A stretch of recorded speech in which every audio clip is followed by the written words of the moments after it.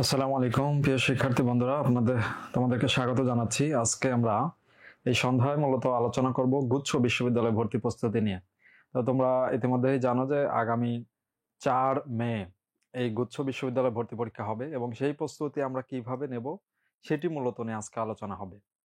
তো আমরা এটি জানি যে সেখানে 100 মার্কসের মধ্যে আমাদের সাধারণ জ্ঞান পার্টে 30টি মার্কস আছে, তথা 30 মার্কস হলো সাধারণ জ্ঞানে, জিকেতে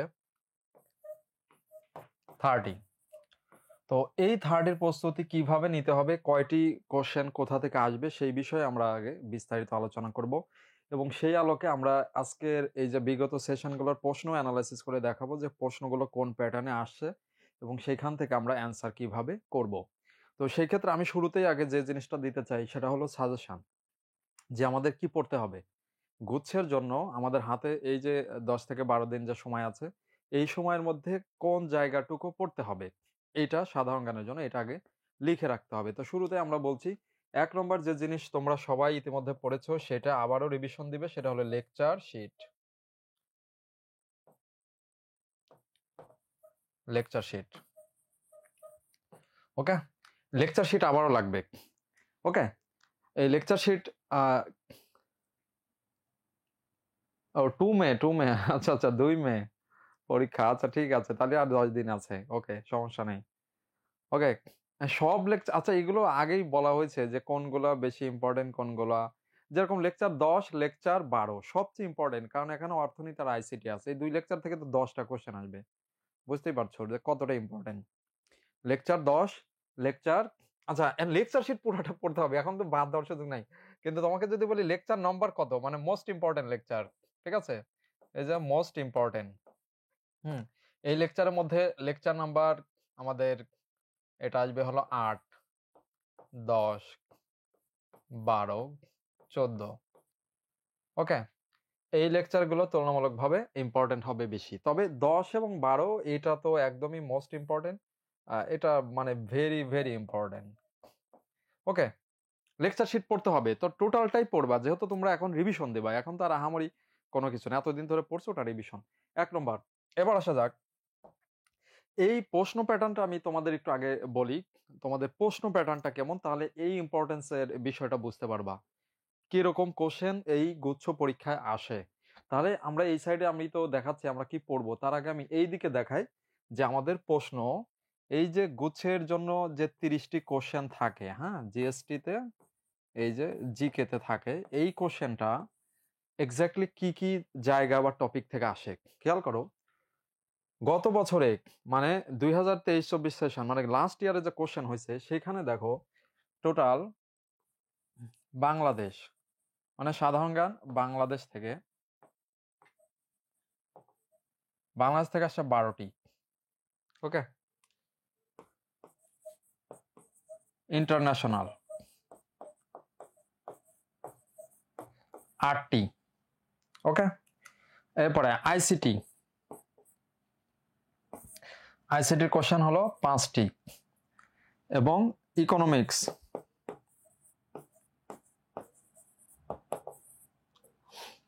ইকোনমিক্স হলো 4টি, আর টোটাল অন্যান্য সব মিলে ধরলে এটা বিবিধ 1টি, ঠিক আছে। আচ্ছা আইসিটি এখানে 4টি হবে।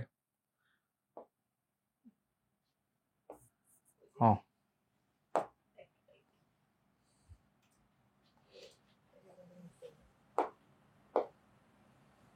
ট্রাই করি।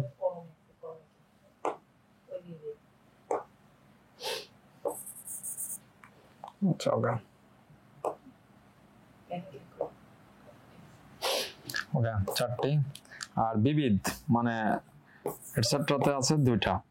তো খেয়াল করো আমাদের প্রশ্ন এটা আগের প্যাটার্নে কিরকম, মানে টোটাল আমাদের কোশ্চেনটা কিভাবে আসবে, আমরা ধরে নেই যে আমাদের 50% কোশ্চেন, মানে 15টি কোশ্চেন হবে বাংলাদেশ আন্তর্জাতিক, এটা কম বেশি হইতে পারে, বাংলাদেশ ইন্টারন্যাশনাল 15টি, ওকে, আর সাবজেক্টিভ হবে 15টি, সাবজেক্টিভ, বাকি 15টি হবে সাবজেক্টিভ। তো এই সাবজেক্টের মধ্যে ধরেই রাখো 8 থেকে 9টা বা 10টা এই কোশ্চেন আসবে, একটা হলো আইসিটি আর হলো ইকোনমিক্স থেকে, মোস্ট ইম্পর্টেন্ট 2টি সাবজেক্ট। তো আইসিটি ইকোনমিক্স তোমার পড়তে হবে, সেটা কোথা থেকে সেটা আমরা বলবো, লেকচার 10 এবং 12 তো আছেই, হ্যাঁ সমাজ বিজ্ঞান থেকে হয়, আমি এটাই বলতেছি। এই সমাজবিজ্ঞান থেকে, এই সমাজবিজ্ঞানটা এইখানে দেখাইছি বেশি, বাংলাদেশ আছে দেখাচ্ছি। এরপরে যে দুইটা সাবজেক্ট আমাদের ইম্পর্টেন্ট এই 15টা কোশ্চেনের মধ্যে, একটা হলো সোশিওলজি মানে সমাজবিজ্ঞান, আর একটা হলো যুক্তিবিদ্যা।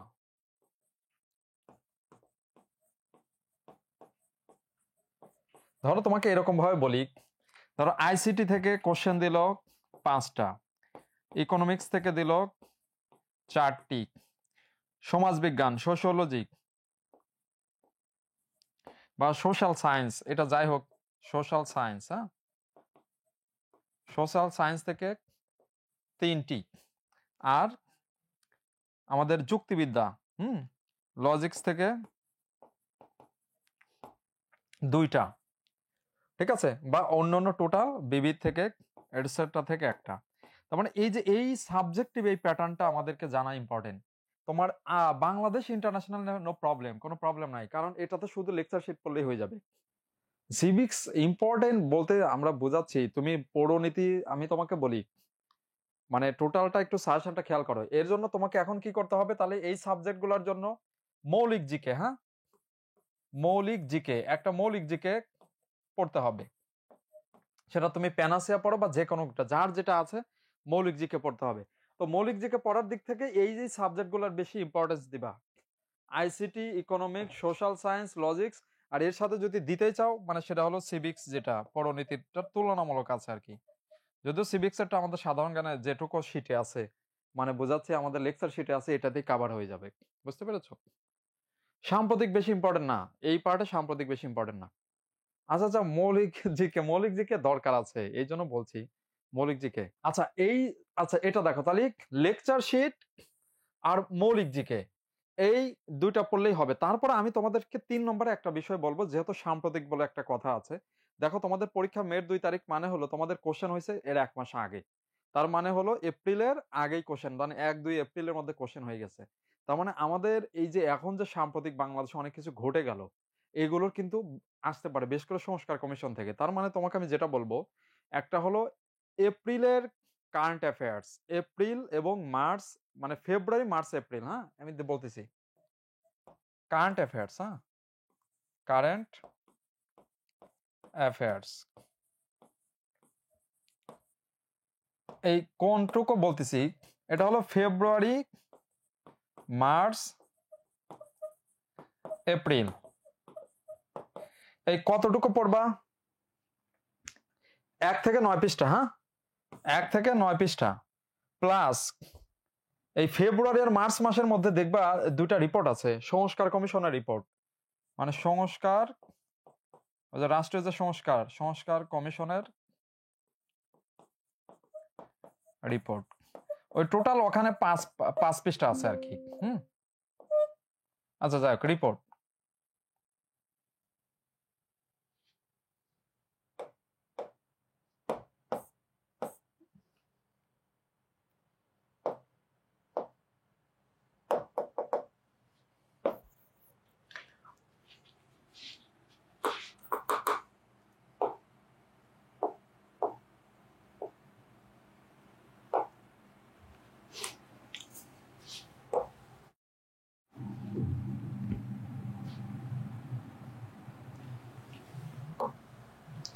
আচ্ছা লেখা মুছে গেছে, আমরা লিখে দিচ্ছি আবার। আচ্ছা দেখো, তার মানে আমি 3টা বিষয় বলছি। 1 লেকচার শিট, লেকচারের মধ্যে বলেছিলাম ইম্পর্টেন্ট লেকচার হলো 8, 10, 12, 14, তবে পড়বে আমার সবগুলাই। মৌলিক জিকে, এই মৌলিক জিকে অনেকেই কেন নাই, তবে আমি বলবো মৌলিক জিকে কিনে ফেললে ভালো হয়, ঠিক আছে। মৌলিক জিকে তবে বলে রাখা ভালো, মৌলিক জিকে না পড়ে শিট পড়লেও চান্স হবে তোমার। লেকচার শিটে মৌলিক বিষয়, আচ্ছা হ্যাঁ হ্যাঁ, আচ্ছা আমি বলতেছি, ধরো তোমাকে আমি বলি 30টা কোশ্চেন না, 30টার মধ্যে 20টি কোশ্চেন তুমি যদি শুধু লেকচার শিট পড়ো, আমাদের লেকচার শিটের যে মৌলিক সাবজেক্ট গুলো আছে এগুলো থেকে পারবা, যদি ঠিকঠাক করে এটা পড়তে পারো। আমাদের লেকচার শিট শুধুমাত্র ঠিকঠাক করে পড়লেই, বিশেষ করে লেকচার 9 থেকে 12, এটা মানে এ টু জেড কোনো বাদ দেওয়া যাবে না, মানে সাবজেক্টিভ যেগুলো আছে এটা টোটালটা পড়তে হবে। তো সেই ক্ষেত্রে তুমি 20 পেয়ে যাবা। কিন্তু যারা একটু ভালো করতে চাও, ধরো 25 25+ বা 27 28 বা আরো বেশি, তাহলে সেক্ষেত্রে একটা মৌলিক জিকে বই দরকার। ঠিক আছে? ওকে? আচ্ছা, আচ্ছা, ওকে, মৌলিক জিকে, আচ্ছা, এটা গেল। আর ৩ নম্বরে আমি কি বলেছিলাম? যে আমাদের কারেন্ট অ্যাফেয়ার্স পড়তে হবে লাস্ট ৩ মাসের। কারেন্ট অ্যাফেয়ার্স এটা হলো বলেছি ফেব্রুয়ারি, মার্চ, এপ্রিল, এবং এটাও বলেছি কত পৃষ্ঠা পড়তে। পুরাটা কিন্তু আমি পড়তে বলি নাই। বলছি কি ১ থেকে ৯ পৃষ্ঠা। আর ফেব্রুয়ারি এবং মার্চ মাসের কারেন্ট অ্যাফেয়ার্স এর ২টা রিপোর্ট আছে। সংস্কার কমিশন, এই যে রাষ্ট্র সংস্কারের যে কমিশন হয়েছে, এই সংস্কার কমিশনের রিপোর্টটা। সংস্কার কমিশনের রিপোর্ট। ওকে? এটা তোমাদের সাজেশন, বুঝতে পেরেছো? এখন আসি আমরা, এখন টপিকের ভিতরে ঢুকে যাব এই প্রশ্নের মধ্যে। এই সাজেশনটা লিখে নাও। আমরা প্রশ্নের ভিতরে ঢুকে যাব, যে দেখবো যে কোন কোন জায়গা থেকে কোশ্চেন আসতেছে, অর্থনীতির কোন জায়গায় প্রশ্ন আসে, আইসিটির কোন জায়গায়, এখন তার ভিতরে আমরা এখন ঢুকবো এবং ওই কোন প্যাটার্নের কোশ্চেন গুলো আসতে পারে। হ্যাঁ, গতবার সববারই আমি আগেই বললাম, তুমি 20 মানে 20 মার্কস শীট থেকে পেয়ে যাবা। 20 মার্কস 20, যদি ঠিকঠাক করে শীট পড়ো। শীট পড়লে 20 হয়ে যাবে, মানে চান্স হয়ে যাবে। শব্দ আসে, হ্যাঁ, শব্দ এই এখন শোনা যাচ্ছে কিনা? ওকে, তাহলে আমরা শুরু করি। কিন্তু তোমাদের এটা স্ক্রিনশট যদি নেওয়া হয়, আমি শুরু করব। কোশ্চেন দেখাবো আর কি, যে কিরকম কোশ্চেন আসছে। হ্যাঁ, এগুলো আসবে। ওই যে বললো তো, মানে জুলাই গণঅভ্যুত্থান থেকে নতুন সরকার, এগুলো তুমি ওই সাম্প্রতিকের, যেটা সাম্প্রতিক বলতে হাইলাইটস, এত বিস্তারিত পড়তে হবে না তোমাদের। যেটা হলো বিষয়, আমরা এই যে কি বলা চলে, এই লাস্টের যে সাম্প্রতিকের যেগুলা হয়েছে, কি বলা চলে, এই যে কারেন্ট অ্যাফেয়ার্স এগুলো পেয়ে যাবা।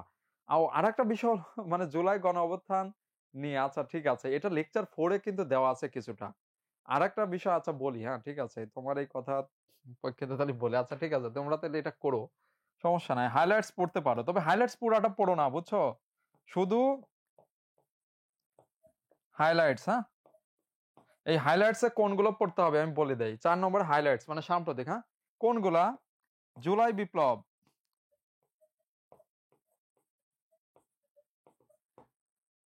হ্যাঁ, ডক্টর ইউনূসের সরকার,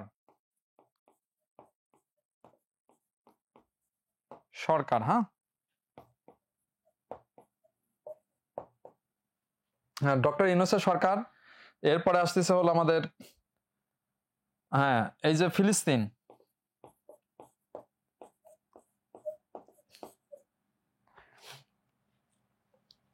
সংস্কার কমিশন। ওই সংস্কার কমিশন তো বলেই দিছি, এর দরকার নাই, মানে এইটা, হুম, এইটুকু, এটুকু হলেই হবে। মানে হাইলাইটস পুরোটা আমি পড়তে বলতেছি না, তার কারণ এটাও বড়। হাইলাইটস আর অল্প একটু পড়বা, মানে যেটা হলো আমাদের বাংলাদেশের যে ইতিহাস, যেটা চেঞ্জ হয়েছে, জুলাই বিপ্লব, ডক্টর ইউনূসের সরকার, বর্তমান যে আমাদের সরকার, এরপরে ফিলিস্তিন আন্তর্জাতিক পার্টির, আর ফেব্রুয়ারি, মার্চ, এপ্রিলের 1 থেকে 9 পৃষ্ঠা। আর হলো মৌলিক জিকের কিন্তু আমি বলেছি কোন কোন সাবজেক্ট ইম্পর্টেন্ট, সেটাও কিন্তু বলেছি। মৌলিক জিকেতে অর্থনীতি, আইসিটি, এরপরেই হলো সমাজবিজ্ঞান, এরপরে যুক্তিবিদ্যা, পৌরনীতি, এই 5টার ইম্পর্টেন্স বেশি। আর লেকচার শিট বলেছি, লেকচার শিট পুরাটাই করবে, তার মধ্যে 8, 10, 12, 14 ইম্পর্টেন্ট। ওকে, আমরা তাহলে এটা হয়েছে, আমরা একটু ভিতরে ঢুকি। এই তোমাদের মেসেজ দেখা যাচ্ছে না কেন? মৌলিকের জন্য কি শীট এনাফ না? চান্স হবে কিন্তু পুরাটা আসবে না, ঠিক আছে? ধরো সাধারণ জ্ঞানের, আচ্ছা দেখো, এই কোশ্চেন, গত বছরের কোশ্চেন দেখো, গত বছরের কোশ্চেনে তো একটু সহজ করছে, এবং দেখি আরো সহজ হবে, ধারণা করা হচ্ছে এবার সাবজেক্টে আরো কমবে। ধরো এমন সম্ভাবনা আছে এবার, যে 20টা হবে সাধারণ জ্ঞান আর 10টা হবে সাবজেক্টিভ, এরকম হওয়ার সম্ভাবনা অনেক বেশি, গতবারের মতো হইতে পারে। বুঝতে পেরেছো? তার মানে ধরে যদি নেই যে আমাদের 20টি সাধারণ জ্ঞান হবে, হ্যাঁ, জিকে এর প্রশ্ন 20টা, ধরো এটা হলো বাংলাদেশ, এটা হলো 10, ইন্টারন্যাশনাল 10, ওকে, এরকম হইতে পারে। আর ধরো সাবজেক্টিভ 10টা, এই 10টার মধ্যে ধরো আইসিটি আর ইকোনমিক্স এই দুটাতেই থাকবে মিনিমাম হলো 7-8টা। ঠিক আছে? তো মূল কথা এরকম হইতে পারে। তো এইটা একটু খেয়াল রেখো মাথায়। এই যে দেখো কোশ্চেনের অ্যান্সার বলো। এটার অ্যান্সার কি? অ্যান্সার বলো।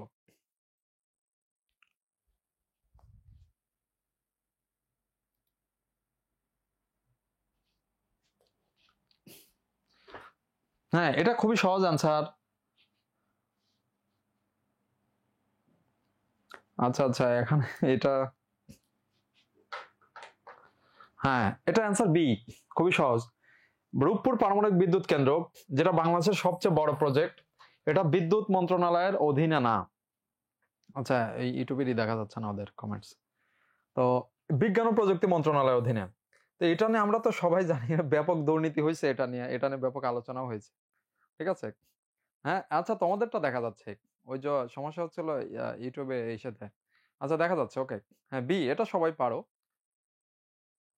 আচ্ছা, আচ্ছা কত মার্ক? গুচ্ছ বা বিশ্ববিদ্যালয়ের কোশ্চেনের যে প্যাটার্ন, কোশ্চেনে মানে এখানে তুলনামূলকভাবে এ পর্যন্ত মানে যারা 50% মার্কস পাইছে তারা সবাই মানে সাবজেক্ট পাইছে, চান্স পাইছে 50। অনেক সময় 40 তেও চলে আসছে। 40 তবে শিওর না, 50% মানে মূল কথা টোটাল তোমার 100 এর মধ্যে কত? 50।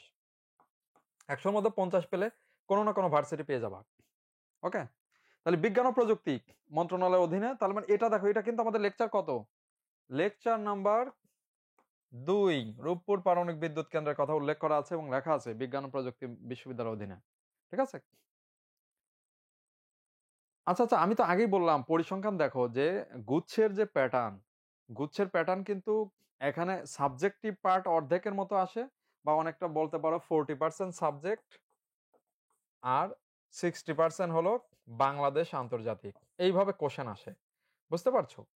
মানে এটা হলো, এটাকে বলা হয় বাংলাদেশ বিডি আর ইন্টারন্যাশনাল। হ্যাঁ, আর এটা হলো সাবজেক্টিভ। এই সাবজেক্টের মধ্যে সবচেয়ে বেশি আসে কোনগুলা? আইসিটি, ইকোনমিক্স, এই দুইটার পার্সেন্টেজ সবচেয়ে বেশি। আর তারপরেই আছে তোমার হলো সমাজবিজ্ঞান এবং যুক্তিবিদ্যা এবং পৌরনীতি, এইভাবে আর কি। ঠিক আছে? কিন্তু এটা ভেরিয়েশন হচ্ছে। আগের বছরের কোশ্চেন যদি দেখো 2022-23 সেশন আমরা দেখাবো, দেখবা যে ওখান থেকে 14টা কোশ্চেন আসছে সাবজেক্টিভ। গত বছরের কোশ্চেনে সেখানে দেখা যাচ্ছে 10টা কোশ্চেন সাবজেক্টিভ। তার মানে এইভাবে চেঞ্জ হচ্ছে। আচ্ছা এখন আসো বিজ্ঞান, এটা হলো তো বিজ্ঞান ও প্রযুক্তি গেল। এই যে আজকি কোড খেয়াল করো, এই কোশ্চেনটা কিন্তু শীটে আমাদের আছে, কিন্তু একটু ঝামেলার কোশ্চেনটা একটু ইতিহাস থেকে না, ইতিহাস তো ডিরেক্ট পার্ট আমাদের সাধারণ জ্ঞানের পার্টের মধ্যে আছে, ইতিহাসের নিয়ে টেনশন নেই, ইতিহাস পড়ার জন্য শীটই যথেষ্ট। দেখো আজকি কোডে আমরা জানি আজকি তো কত বিটের? 7 বিটের। হ্যাঁ, 2 to the power 7, তাহলে কতটি আসে আমাদের কোড আসে? আজকি কোডে আসে হলো 128টি। তো এখন বলছে খেয়াল করো কতটি কোড। আচ্ছা অ্যান্সার তো তোমরা জানো, বলো দেখি অ্যান্সার কি? এই কোনটা কোশ্চেন? এই যে নাজিয়া পারবিন, বলো বলো, আমি দেখতে পাইনি, তুমি লেখো আবার। হ্যাঁ, অ্যান্সার সি। আমি ব্যাখ্যা দিচ্ছি। এই যে তুমি আগে কোশ্চেন করো কি বিষয় তোমার। মৌলিক জিকে জন্য মেইন বই শেষে এমসিকিউ পড়লে হবে? মেইন বই শেষে, মেইন বই, ও হ্যাঁ হ্যাঁ, এটা হলে তো খুব ভালো হয়, কিন্তু তুমি ওটা শেষ করতে পারবে কিনা এটাই সন্দেহ। তো ধরো তুমি যদি মৌলিক জিকের জন্য যে বইগুলা, এটা তো 10 দিনের মধ্যে তুমি বইটা যদি শেষ করতে পারো তো খুব ভালো। তোমার আইসিটির যে বই আছে, আবার তোমার ইসের বই আছে, অর্থনীতির বই আছে, সেটা পড়লে তো খুব ভালো হয়। কিন্তু সংক্ষেপে প্রস্তুতির জন্য যেকোনো একটা মৌলিক জিকে বই পড়লে হয়। প্যানাসিয়ার মৌলিক জিকে আছে, বা যে কোনোটা তোমার যেটা আছে সেটাই পড়বা, নতুন করে কেনার দরকার নেই। হ্যাঁ, মেইন বোর্ড। আচ্ছা মেইন বই যারা পড়তেছো খুবই ওয়েলকাম, আমি একদম শুরুতে বলে দেই, মেইন বই যারা পড়তেছো তারা সবচেয়ে পারফেক্ট প্রস্তুতি নিচ্ছ। এটা না কোনো টেনশন নাই, তোমার ছাড়া দরকার নাই, তুমি ওটাই পড়ো, মৌলিক জিকে তোমার দরকার নাই। কিন্তু যদি যারা এখনো তুমি মেইন বই পড়ে শেষ করতে পারছো না বা করতে পারো, তাদের জন্য মৌলিক জিকে। ঠিক আছে? শর্ট সিলেবাস নাই, শর্ট সিলেবাস নাই, এখানে শর্ট সিলেবাস হবে না। ঠিক আছে? ওকে। হ্যাঁ, হ্যাঁ, এই যে তুমি বলছো শর্ট সিলেবাস থেকে না, এই শর্ট সিলেবাস বলো না, এরকম হবে না। আচ্ছা দেখো 32টা, এখানে 32টা কিভাবে? খেয়াল করো, যান্ত্রিক নিয়ন্ত্রণের জন্য, তার মানে টোটাল কোড তো 100 মানে 28টা। এর মধ্যে থেকে টোটাল 96টা তোমার কোড হলো কি, এই যে আমাদের অক্ষরগুলা, ধরো ABCD 1 2 3 এইগুলা। কিন্তু বাকি এই 32টা আছে শুধু যান্ত্রিক নিয়ন্ত্রণের জন্য। কোশ্চেনটা একটু ক্রিটিক্যাল করছে। এটা মেইন বই থেকে বা মৌলিক জিকে বই থেকে কমন, এটা আমাদের শীট থেকে না। শীটে শুধু আছে এইটা যে 128টা মানে এটা হলো কোড, কিন্তু 128টার মধ্যে যে 32টা যান্ত্রিক নিয়ন্ত্রণ আর 96টা হলো ল্যাঙ্গুয়েজ, এইটা নাই। তার মানে এই জন্য আমাদেরকে এইটার জন্যই বলছে আমাদের মৌলিক জিকে বা যারা যারা মৌল বই পড়তেছো তাহলে সেটা পড়বা, ঠিক আছে? আচ্ছা শীটে আছে, শীটে পরে হইছে ঠিক আছে, পরে এই বছরে দেওয়া হয়েছে বুঝছো, ওইটা ছিল না ওই সময়। আচ্ছা অসুবিধা নাই, এখন তো পেয়ে গেছো শীটে। ওকে, এখন আসো তাহলে এর পরেরটা, দ্য রিপাবলিক গ্রন্থটির রচয়িতা। হ্যাঁ এটা তো তোমরা সবাই জানো। এই কথাটা কত নং লেকচারে আছে? আমাদের লেকচার নাম্বার 11। রিপাবলিক কার গ্রন্থ? প্লেটোর রিপাবলিক। আর এই গ্রন্থটা তোমরা যারা পড়েছো মানে এটা জানো তো এমনিতেই, এই বই খুব বিখ্যাত বই। গ্রন্থ লিখেছে হলো প্লেটো, কিন্তু গ্রন্থের সব কথা কার? সব কথা হলো সক্রেটিসের।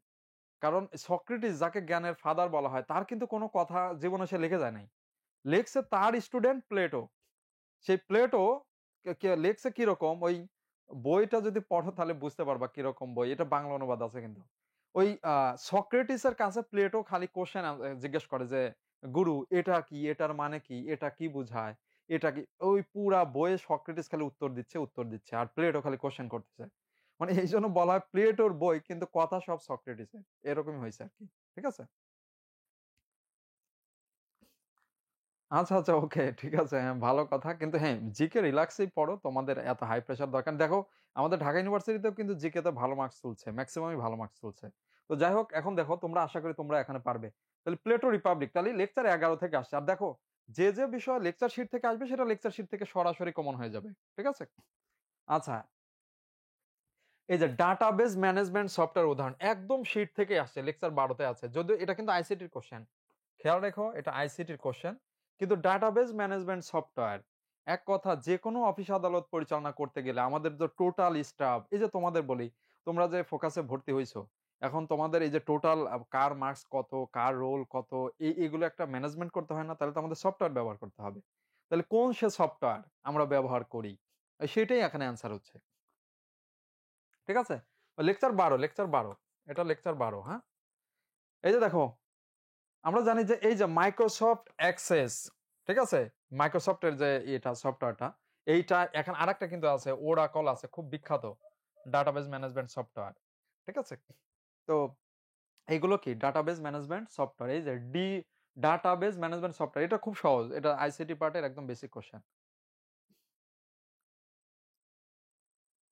আচ্ছা, আচ্ছা, পরিবর্তন তো অবশ্যই হবে। এই যে তুমি যে কোশ্চেনটা করছো তাকিয়া শেখ, পরিবর্তন বলতে কতটুকু পরিবর্তন? আমরা আগে কিন্তু আমি কিন্তু একটা তোমাদের পরিবর্তন আভাস বলে দিলাম যে আমাদের গত আগে 2 বছর কোশ্চেন প্যাটার্ন খেয়াল করো, যে মানে আগের বছরের কোশ্চেন 16-14, মানে এটা হলো বাংলাদেশ মানে বিডি প্লাস ইন্টারন্যাশনাল। হ্যাঁ, আর মানে এটা হলো 22-23 এর কোশ্চেন আর কি।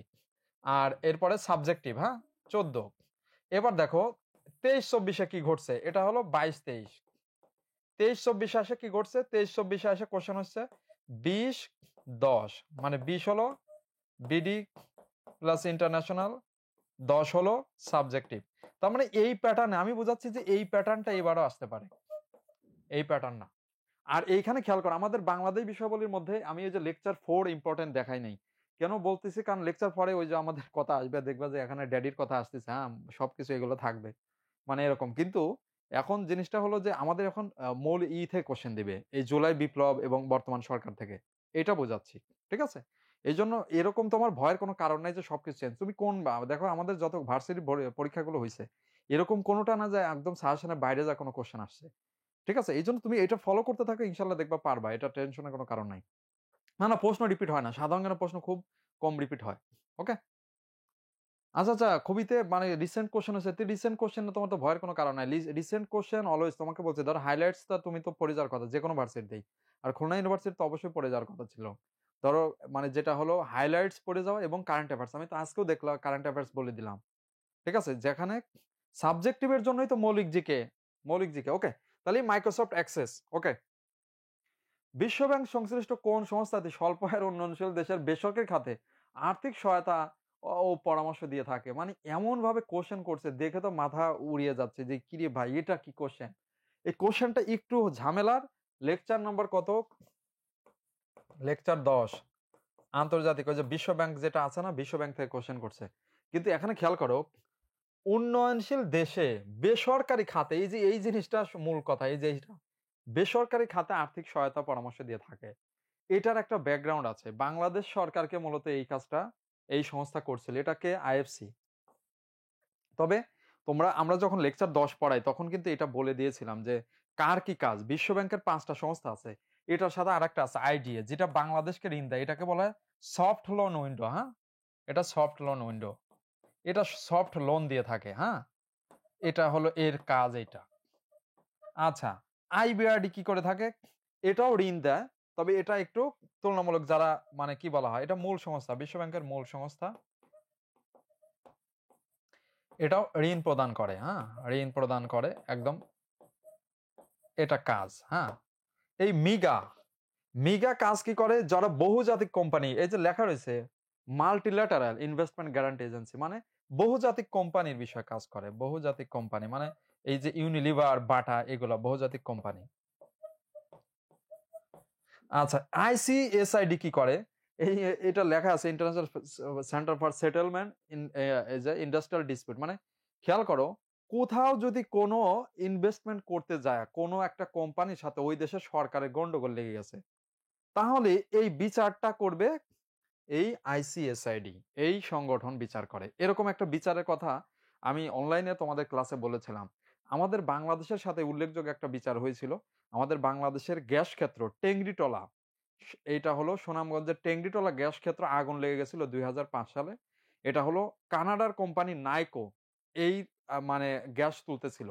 এখন আগুন লাগার কারণে বাংলাদেশের গ্যাসটা তো সব পুড়ে শেষ হয়ে গেছে। তাহলে এটা তো আমাদের বিশাল ক্ষতি। তো বাংলাদেশ মামলা করছে আইসিআইসআইডির কাছে, যেহেতু নাইকো বিশাল বড় বহুজাতিক কোম্পানি, তখন মামলা করছে যে আমাদের ক্ষতিপূরণ দিতে হবে। নাইকো বলছে না, আমি কি ইচ্ছা করে আগুন লাগাইছে নাকি, আমারও তো ক্ষতি হয়েছে, কারণ আমি তো ওখানে চুক্তি করতে গেছিলাম যে আমি ব্যবসা করে লাভ করব, আমার তো ক্ষতি হয়েছে।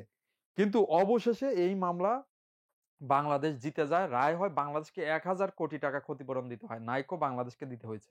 তার মানে খেয়াল করো, এই যে এই কাজটা করে থাকে এটা, হ্যাঁ, বিচার করে এক কথা।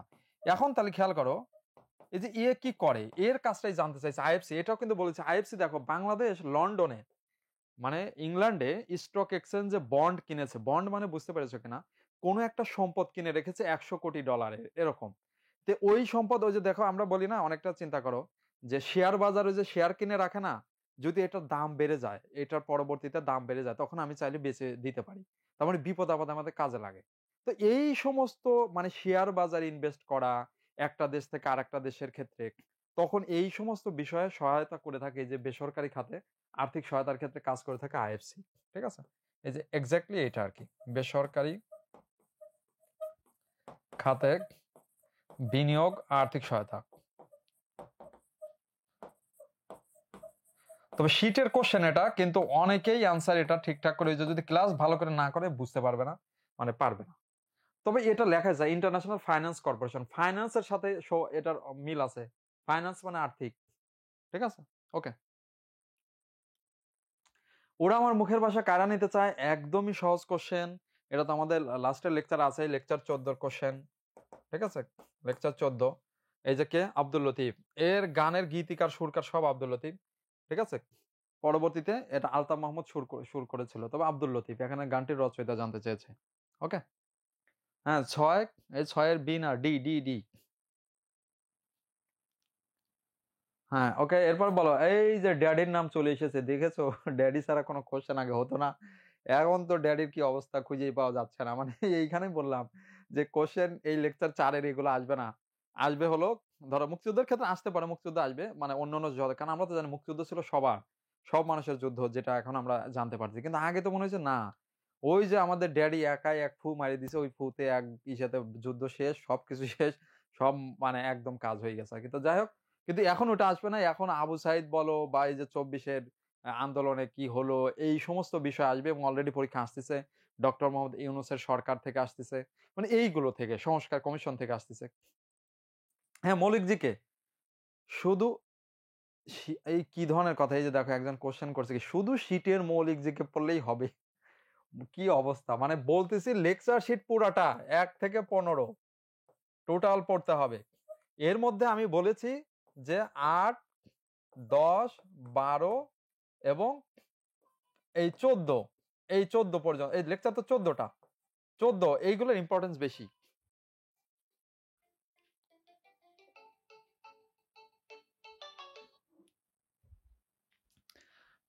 লেকচার সেট অবশ্যই পুরাটা, লেকচার সেটের কোনো ই নাই। তাহলে দেখো এটা আসবে না, হ্যাঁ, কিন্তু এটা আমরা জানি, এই যে স্বাধীনতার ইসাতে তফসিল কত নম্বরে ছিল, এই তফসিল তো মানে ই করে দিছে আর কি। যাই হোক, এই যে দেখো তফসিল ঘোষণা কত নঙে ছিল, এটা হলো 6ষ্ঠ, মানে এই যে স্বাধীনতার ঘোষণা। কিন্তু এই ঘোষণা দিছে কিনা এটা নিয়ে তো সন্দেহ লাগে মানে এটা কিন্তু অলরেডি চেঞ্জ করে ফেলছে, মানে ইসাতে নবম দশমের বইয়ের লেখা রয়েছে জিয়া রহমান স্বাধীনতার ঘোষণা দিছে, সেটার বিশাল ইতিহাস আছে, এটা আমি হয়তো রেগুলার কোনো ক্লাস হয়তো তোমাদের অনেকেরই বলেছি, আর এখানে আর বলার দরকার নাই। ওকে, এখন আমরা দ্রুত আগাবো। কম্পিউটার থেকে প্রিন্টারে ডেটা প্রেরণের ক্ষেত্রে কোন পদ্ধতি ট্রান্সমিশন করা হয়? একদমই সহজ কোশ্চেন, লেকচার 12 থেকে হুবহু দিয়েছে কোশ্চেনটা, আইসিটির কোশ্চেন। দেখো, তার মানে তোমাদের বললাম না, যদি শুধু শিটও পড়ো তারপরে দেখবা মিনিমাম 20টা কোশ্চেন আসবে। সিম্পলেস্ট, খুবই সহজ কথা। আমরা যখন ই করি, এই খেয়াল করো, প্রিন্ট করি, খেয়াল করো, প্রিন্টারে ডাটা যাচ্ছে কোথা থেকে? প্রিন্টারে, আমাদের কম্পিউটার থেকে। তো ডাটা তো একদিকেই যাচ্ছে, প্রিন্টার তো কি আউটপুট ডিভাইস না? আউটপুট ডিভাইস যদি হয় তাহলে আউটপুটে মানে ইনপুট থেকে, তার মানে খেয়াল করো, আমরা কম্পিউটারে ইনপুট দিলাম, তারপরে সেইটা প্রসেসিং হয়ে আউটপুট দিয়ে বের হচ্ছে। তার মানে কথা হলো যে ওয়ান ওয়েতে শুধু ডাটা যাচ্ছে, একমুখী ডাটা। কোনোদিন প্রিন্টার থেকে ডাটা কম্পিউটারে আসবে না, এরকম সুযোগ নাই, একমুখী। এটা আমরা সহজে জানি। এটা সিমপ্লেক্স, হাফ ডুপ্লেক্সের এটা কি? Walkie talkie. এই যে আমরা সবাই জানি যে ওয়াকি টকি, এটা খুব বিখ্যাত একটা এক্সাম্পল। ওই যে পুলিশে দেখবা আর কি, এই যে পুলিশ, ট্রাফিক পুলিশ এটা ব্যবহার করে। হাফ ডুপ্লেক্স মানে কি? ফুল ডুপ্লেক্সের অর্ধেক।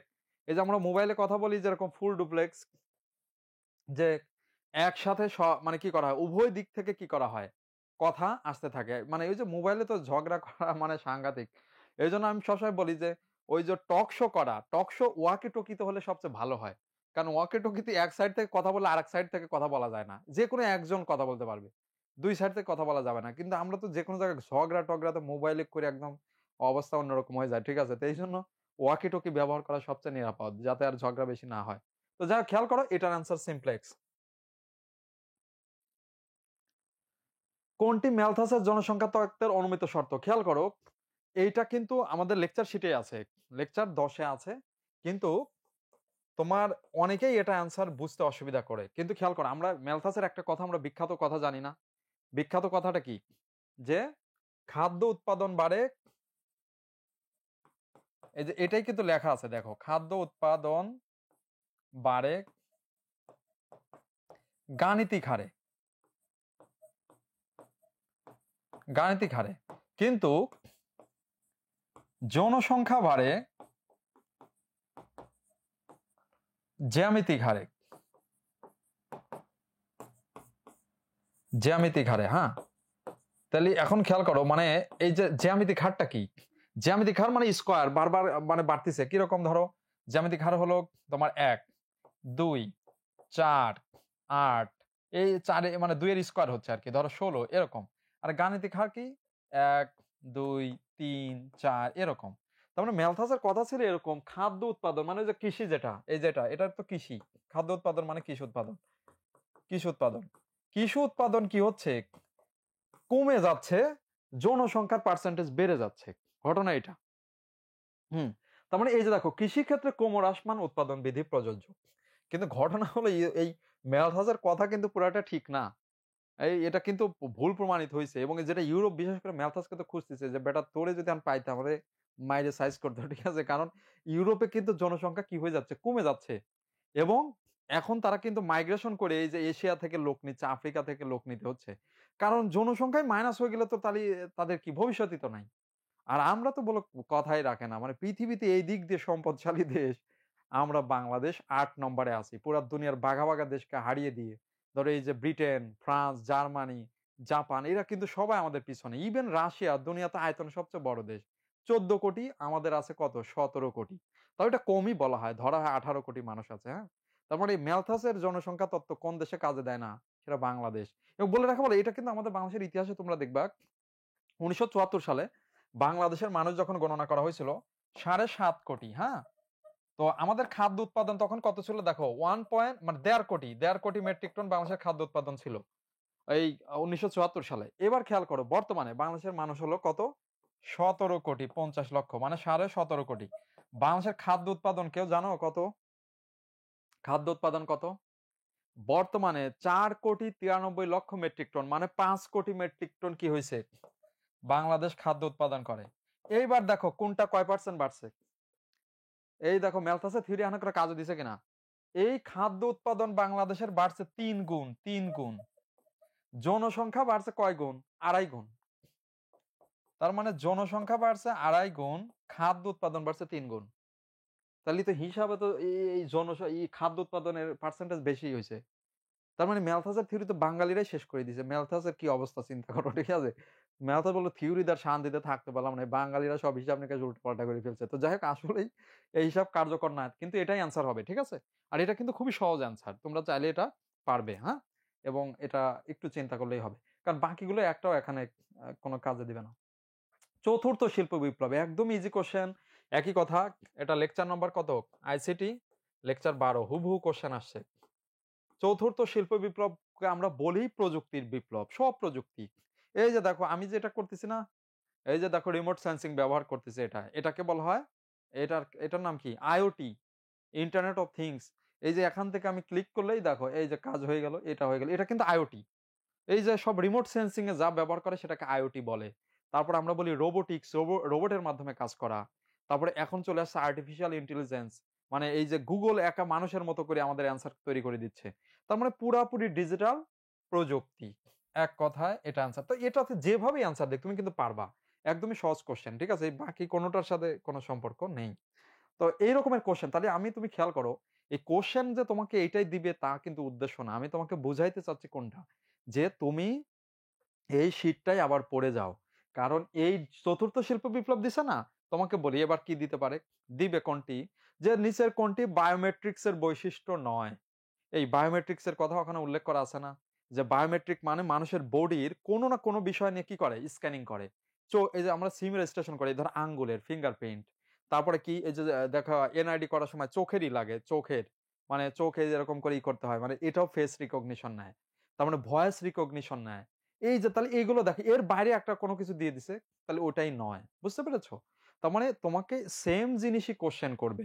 কিন্তু একটা জিনিস মনে রাখবা, তুমি ইতিমধ্যে পরীক্ষা দেওয়ার পরে একটা জিনিস আমি অবশ্যই তোমাদেরকে বলবো, যারা চান্স ধরো ভালো করেছে আর যারা করেনি, তার মধ্যে অন্যতম একটা পার্থক্য কি জানো? তোমরা সবসময় মানে যারা এটা মনে করে যে আমি যেভাবে শিটে যে এরকম লাইন বাই লাইন পড়ে গেছি, হুবহু ওই রকম লাইন বাই লাইনই কোশ্চেনটা আসবে, তা কিন্তু হবে না। কোশ্চেন একটু হলেও, এই যে দেখো না, এই যে চতুর্থ শিল্প বিপ্লবের বৈশিষ্ট্য কোনটি, মানে এই যে অপশনটা সেট করছে, এখানে তো নতুন নতুন কিছু অপশন দিছে। তার মানে তোমার যদি এটা ভালো করে বোঝা থাকে, তার মানে তুমি অ্যান্সারটা পারবা। তার মানে বোঝাচ্ছি একটু হলেও বুদ্ধি খাটাইতে হবে। হুবহু মুখস্থ করে কিন্তু সারা জীবন কোথাও কোনো জায়গা চান্স পাওয়া যায় না। তোমার সাধারণ জ্ঞান হোক, বাংলা হোক, ইংরেজি হোক, ক্রিয়েটিভিটি কিছু থাকবেই। তার মানে তুমি বুঝতে পারছো কিনা, ওই জিনিসটা আসলে বুঝছো কিনা। আইসিটি ইকোনমিক্সে তো না বুঝলে জীবনে অ্যান্সার পারবা না, মানে এটা বুঝতে হবে আগে, ঠিক আছে? ওকে, আচ্ছা, এটা আংট্যাড দেখো, এই কোশ্চেনটাও এটা কিন্তু আংট্যাড, এটা লেকচার 8, লেকচার 8, ঠিক আছে? দেখো এই তুমি এটার পূর্ণরূপ বুঝলে কিন্তু পারবা, ঠিক আছে? এই যে এটার পূর্ণরূপ কি, United nation commerce trade and development. তার মানে হলো কমার্স ট্রেড অ্যান্ড ডেভেলপমেন্ট, এটার মানে কি, বাণিজ্যর কথা বলা হচ্ছে, কমার্স অ্যান্ড ট্রেড। তার মানে হলো এই যে সি আর টিতে যেটা, এটা হলো কমার্স আর এটা হলো ট্রেড। তাহলে খেয়াল করো, কমার্স আর ট্রেড নিয়ে কাজ করে, তাহলে এটার মানে দেখো, এটা কি স্বাস্থ্যর সাথে যায়? এটা তো জীবনেও যায় না, জনস্বার্থে যায় না, আর্থিকও যায় না। কারণ কমার্স ট্রেডের কথা বলছে, ডিরেক্ট বাণিজ্যিক। কোন উন্নয়নশীল না কোন দেশ, সব তো উন্নয়নশীলই আছে। তার মানে বাণিজ্যিক স্বার্থ, শুধু বাণিজ্যিক হবে। গত বছরের মৌলিক জিকে বই পড়লে চলবে কিনা? এখন গত বছরে কোনটা আমি তা তো বলতে পারতেছি না। আপডেটেড বই পড়া সবসময় ভালো অ্যাডমিশন টেস্টের জন্য, কারণ সবসময় আপডেট হয়। হবে, কিন্তু আমি সিওরিটি দিতে পারতেছি না, আপডেট হলে ভালো। ওকে, তাহলে দেখো 11 আনট্রেডের বাণিজ্যিক স্বার্থ, তাহলে এটা একটু খেয়াল রাখবে। দেখো এই কোশ্চেনটাও কিন্তু অনেকের জন্য ঝামেলার। ওই যে বলছি কি রে, কই কই এটা, মানে এরকম আমরা তো এটা শুনেছি যে ওখানে লেখা আছে আংট্যাড, সেটা জেনেভাতে, সে বিশ্ব বিনিয়োগ প্রতিবেদন প্রকাশ করে, কিন্তু এখানে তো কিছুই মিলতেছে না। এই হিসাব কি হলো? খালি দেখো, তুমি যদি একটু চিন্তা করো, এই যে আনটেডের পুনর দেওয়া আছে যে United nation commerce trade and development, তার মানে হলো কমার্স ট্রেড নিয়ে যে সংস্থা কাজ করে, নিঃসন্দেহে কমার্স ট্রেড মানে তো বাণিজ্য। তাহলে খেয়াল করে এইভাবে আনসার করা চাই। তার মানে আগেই বলছি, এটা কিন্তু অ্যাডমিশন টেস্ট, মেধাবীদেরকেই খুঁজে নেবে। ঠিক আছে, তোমাকে একটু এইভাবে চিন্তা করতে হবে। এই জন্য সব পরীক্ষাতে দেখবে এরকমের কোশ্চেন আসে। তাহলে এটা দেখো, এটা কিন্তু লেকচার ৮ থেকে কোশ্চেন কিন্তু এইভাবে ঘুরাইছে। ট্যাবু, আচ্ছা এটা কোথাও নাই, কিন্তু এটা তো আমরা মোটামুটি সবাই জানি। এটা একটা মানে সামাজিকভাবে প্রসিদ্ধ শব্দ, ট্যাবু। ট্যাবু মানে কি? যেকোনো কিছু ট্যাবু। এটা তো তোমরা কোনোদিন ওইটা পড়ছো কিনা? হুমায়ূন আহমেদের একটা ছিল, মানে ওই যে এইডস নিয়ে বাংলাদেশের একটা আমাদের এটা হলো ইন্টারে ছিল। এইডস এর একটা বিষয় কি যেন নাম ছিল আর কি, আমি ভুলে গেছি। মানে এরকম আর কি। তো এটাতে এইডস যেরকম ট্যাবু সমাজে, এরকম ট্যাবু, ট্যাবু নিষেধাজ্ঞা, মানে যেটা মানুষ আসলে গোপন করতে চায়। কারণ এটা খুবই সহজ। তবে যদি শব্দ কিছু জানতেই চাও, এরকম পারিভাষিক শব্দ, আর ট্যাবু এমনি পারার কথা। আচ্ছা, বাংলাদেশে যা জেমবি আব্দুল্লাহ, দেখো এইটা কিন্তু সাম্প্রতিক, ওই সময়ের সাম্প্রতিক। ঠিক আছে, এই সাম্প্রতিকের আনসার দাও কি দেখি, এটার আনসার কি? অ্যান্সার বলো, অ্যান্সার বলো। হ্যাঁ, বি বি। ওই সোমালিয়ান জলদস্যুরা এটা দখল করে নিয়েছিল, পরে কিন্তু আবার ছেড়ে দিছে। হ্যাঁ, কিছু টাকা পয়সা অবশ্য নিছে আর কি। ঠিক আছে, মানে দেখো, এই যে বাংলাদেশে বলে না টেম্পো স্ট্যান্ডের চাঁদাবাজিতে, আসল চাঁদাবাজিতে করতে সোমালিয়ানরা একেবারে টেম্পো স্ট্যান্ডকে সমুদ্র থেকে চাঁদাবাজি। সেটার বিশাল ইতিহাস আছে, কিন্তু ওরা ওখান থেকে কিন্তু ধরে নিয়ে যায়, ওই যে বাবেল মানদেব প্রণালী দিয়েই যাইতে হয়। আর ওখানে ওরা বসে আছে যে শুধুমাত্র চাঁদাবাজি বাংলাদেশে চলে তা না, এটা ইন্টারন্যাশনাল ব্র্যান্ড আর কি। ঠিক আছে, ওকে। আচ্ছা, ওকে। এখন আসো, বই কোন ধরনের সংস্কৃতি, এই যে এটা আসো, অনেকে যদি এটা নাও পারো, এটা তো খুবই সহজ। ওই নাউন পড়লেও তো বোঝা যায়। ঠিক আছে, আমরা যে অ্যাবস্ট্রাক্ট নাউন পড়ি, ঠিক আছে, ম্যাটেরিয়ালস নাউন, অ্যাবস্ট্রাক্ট নাউন। তেমন খেয়াল করো বই। আচ্ছা, বাংলাদেশের একটা ইয়ে আছে না, ওই যে অধরা সংস্কৃতি স্বীকৃতি দিছে, অধরা সংস্কৃতি। অধরা সংস্কৃতির মধ্যে কি আছে? যেরকম মঙ্গল শোভাযাত্রা একটা আছে, অধরা সংস্কৃতি, মানে এটা কি ধরা যায় নাকি? মঙ্গল শোভাযাত্রা দেখা যায়, কিন্তু এটা তো ধরা যায় না। তো এখন খেয়াল করো যে এখানে বই তো ধরা যায় নাকি? তো বই তো নিঃসন্দেহে ম্যাটেরিয়ালস কালচার হবে, ম্যাটেরিয়াল কালচার। এই যে দেখো বস্তুগত, তার মানে তোমাকে বেশি না বুঝলেও চলবে, যে জিনিস হাতে ধরা যায় ওই কালচারটা তো কি বস্তুগত। তোমাকে বলি, এই যে আমরা, হ্যাঁ, এই যে রিক্সা, রিক্সা চিত্র, এখন খেয়াল করো, তোমাকে বলি এই যে ইসের কথা, মানে আমরা যেটা বলি, আমরা যে আমাদের কালচারের মধ্যে ধরো গান, নাচ, এই কবিতা, এইগুলো কি? এগুলো হলো অবস্তুগত সংস্কৃতি, অবস্তুগত, এটা একটু ধরা যায় না। ঠিক আছে, কিন্তু ধরা যায় কোনটা? গাড়ি। গাড়ি বলতে ধরো তোমাকে বলি বাড়ি। আবার যদি আমরা বলি খাবার, আমাদের যে বিভিন্ন খাবার আছে না, লোকজ খাবার, পিঠা, এই সবগুলো কি? বস্তুগত কালচার। তার মানে বই বস্তুগত, মানে যা ধরা যায় এক কথা। ঠিক আছে, এটার জন্য বিশাল বড় আমার পড়ার দরকার নেই, এটুকু বুঝলেই চলবে। তার মানে দেখো, এগুলো কমন সেন্সের মতো কোশ্চেন, যদিও এটা সমাজ বিজ্ঞানের কোশ্চেন, এগুলো এগুলো কিন্তু সাবজেক্টিভ সমাজ বিজ্ঞান, কিন্তু তোমার যদি একটা আইডিয়া থাকে তুমি অ্যান্সার পেরে দেবা। ওকে। এই যে দেখো, জিআই পণ্য প্রথম স্বীকৃতিপ্রাপ্ত, এটা তো স্পষ্ট শীটে আছে। জিআই পণ্য কত নম্বর শীটে আছে? এটা তো কৃষি পণ্য, লেকচার ২। বাংলাদেশের প্রথম জিআই পণ্য, এটা তো খুব সহজ, জামদানি। ২ নম্বরই কিন্তু ইলিশ, ইলিশ ২-এ। ঠিক আছে, এরপরে মসলিন আছে পরে ৮ নম্বরে, টাঙ্গাইলের শাড়িও পরে হয়েছে। ঠিক আছে, ওনার রিক্সা, এই রিক্সা না, এ কি বলে, রিক্সা, রিক্সা চিত্র, এটা অধরা সংস্কৃতি।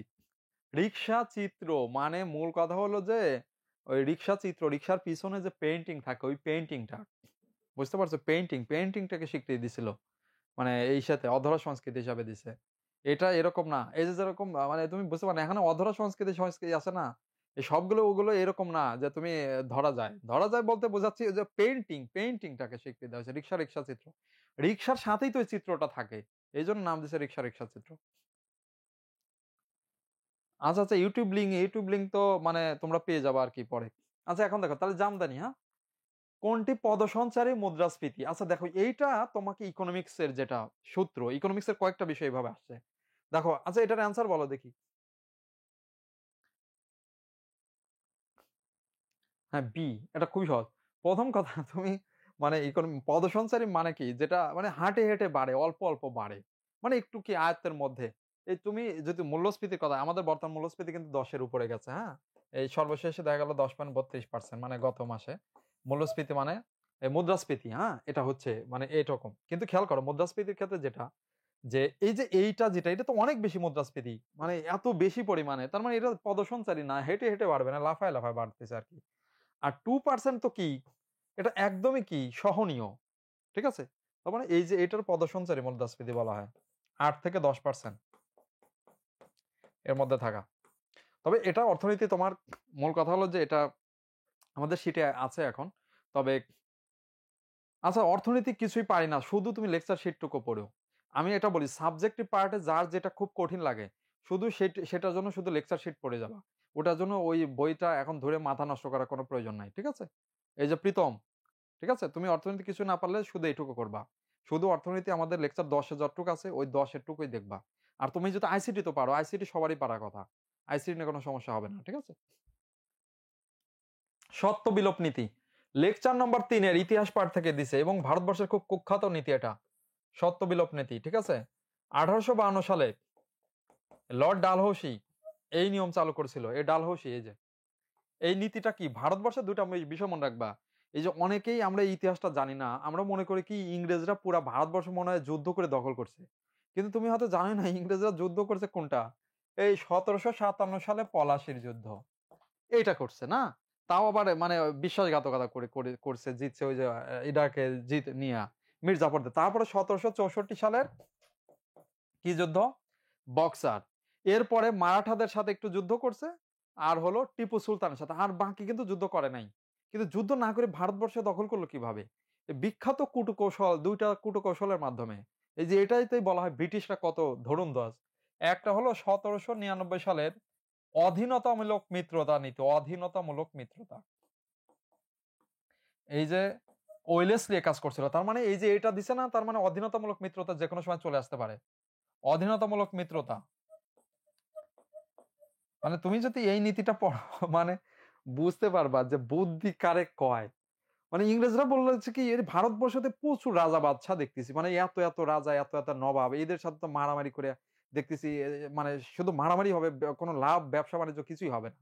তাহলে এক কাজ করা যাক, সে অফার দিয়ে দিল যে এই ভারতবর্ষের যত রাজা বাদশারা অন্যরা আছে তাদেরকে স্বাধীনভাবে মানে থাকতে দেওয়া হবে। শুধু একটা কাজ তাকে করতে হবে, তারা হলো ইংরেজদেরকে ট্যাক্স দিবে। হ্যাঁ, ইংরেজ সরকার মানে ইস্ট ইন্ডিয়া কোম্পানিকে ট্যাক্স দিবে। ট্যাক্স দিলে মানে তাকে আর কোনো তারা যার যার মতো রাজত্ব চালাবে। কিন্তু হ্যাঁ, একটা কিন্তু আছে, কিন্তু হলো ওই রাজা বাদশাদের আর নিজস্ব সামরিক বাহিনী রাখার প্রয়োজন নাই। সামরিক বাহিনী তো ইংরেজদেরই আছে, ওরা সার্ভিস দিবে, ফ্রি সার্ভিস। হ্যাঁ, তো অনেকে বলছে কি কি ভালো কথা, এই যে আমাদের একটা সেনাবাহিনী খামাখা এদের বেতন দিয়ে রাখা লাগে, তাতে ইংরেজরা তো কত ভালো, ফ্রি সার্ভিস দিবে, আর খামা এর বিনিময়ে একটু ট্যাক্স দেওয়া, তো কাজই হয়ে গেল, সেনাবাহিনীর যে বেতন দেয় ওই টাকা ট্যাক্স দিয়ে দিলে তো আমার তো রাজ্যের অনেক উন্নতি হয়ে গেল।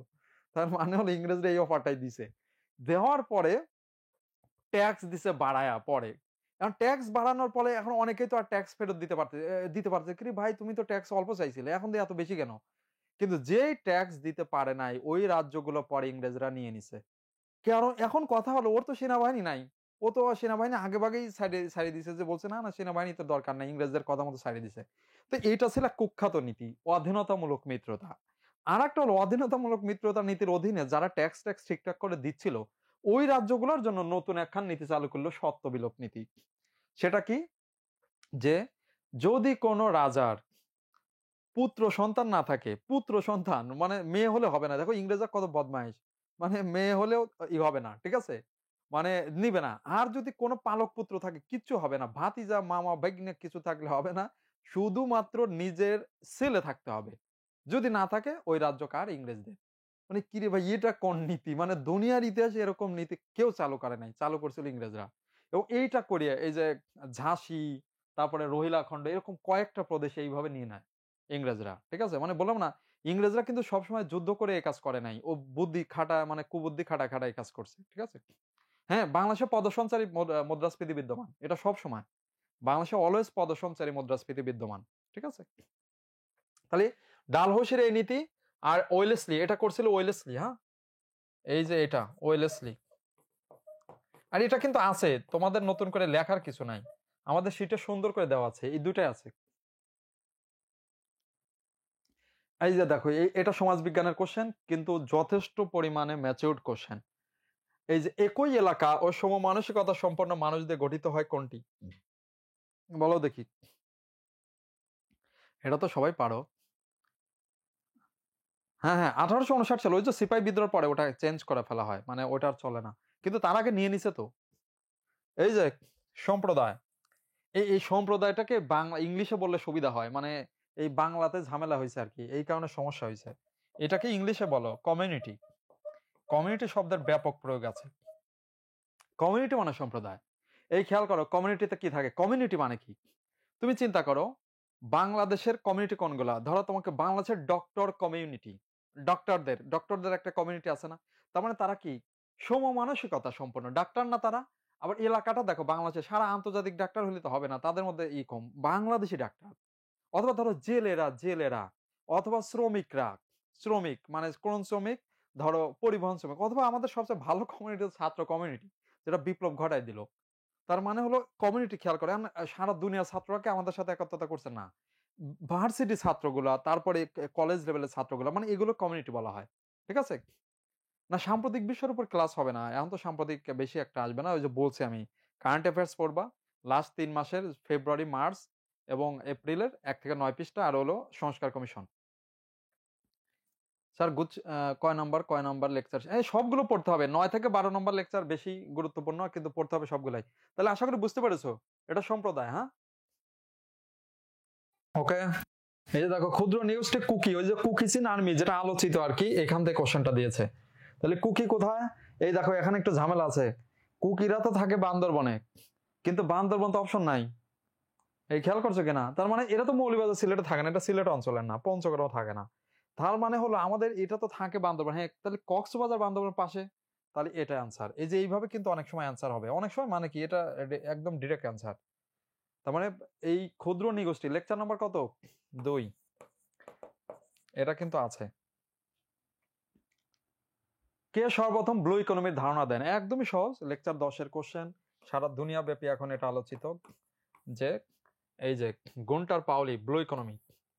তাহলে খেয়াল করো এই যে ব্লু ইকোনমির ধারণা যেগুলো দিচ্ছে, তার মানে বোঝা যাচ্ছে কি এই যে বিভিন্ন ধরনের ইকোনমিক যে মতবাদ ধারণা, এগুলো কিন্তু কোশ্চেন আসে। আচ্ছা তুমি এটা দিছে না, আচ্ছা তোমাদের একটা কোশ্চেন করে অ্যান্সার দিবা, ঠিক আছে? আমাদের এই যে ব্লু ইকোনমি যেরকম একটা এক ধরনের ইকোনমি, ঠিক আছে? মানে এখন এটা তোমাকে অ্যান্সার দিতে হবে, ঠিক আছে? একটাকে বলা হয় সবুজ অর্থনীতি, মানে সবুজ বিপ্লব। এই সবুজ বিপ্লবের জনককে, কৃষি বিপ্লব ছিল সবুজ বিপ্লব। সবুজ বিপ্লব এটা কিন্তু আছে, লেকচার নাম্বার 9 আছে, কৃষি অর্থনীতির সাথে জড়িত সবুজ বিপ্লব। হ্যাঁ এই যে আনসার সুন্দর পেয়েছে। হ্যাঁ হ্যাঁ নরম্যান বোরলগ, ঠিক আছে নরম্যান বোরলগ, এই ব্যক্তি নোবেল পুরস্কার পেয়েছিল। তার মানে বুঝতে পেরেছো এরকম বিখ্যাত যারা, এইগুলো আমাদের লেকচার নম্বর 10, লেকচার 11-তে এগুলো আছে, বেশ করে লেকচার 10-এ আছে।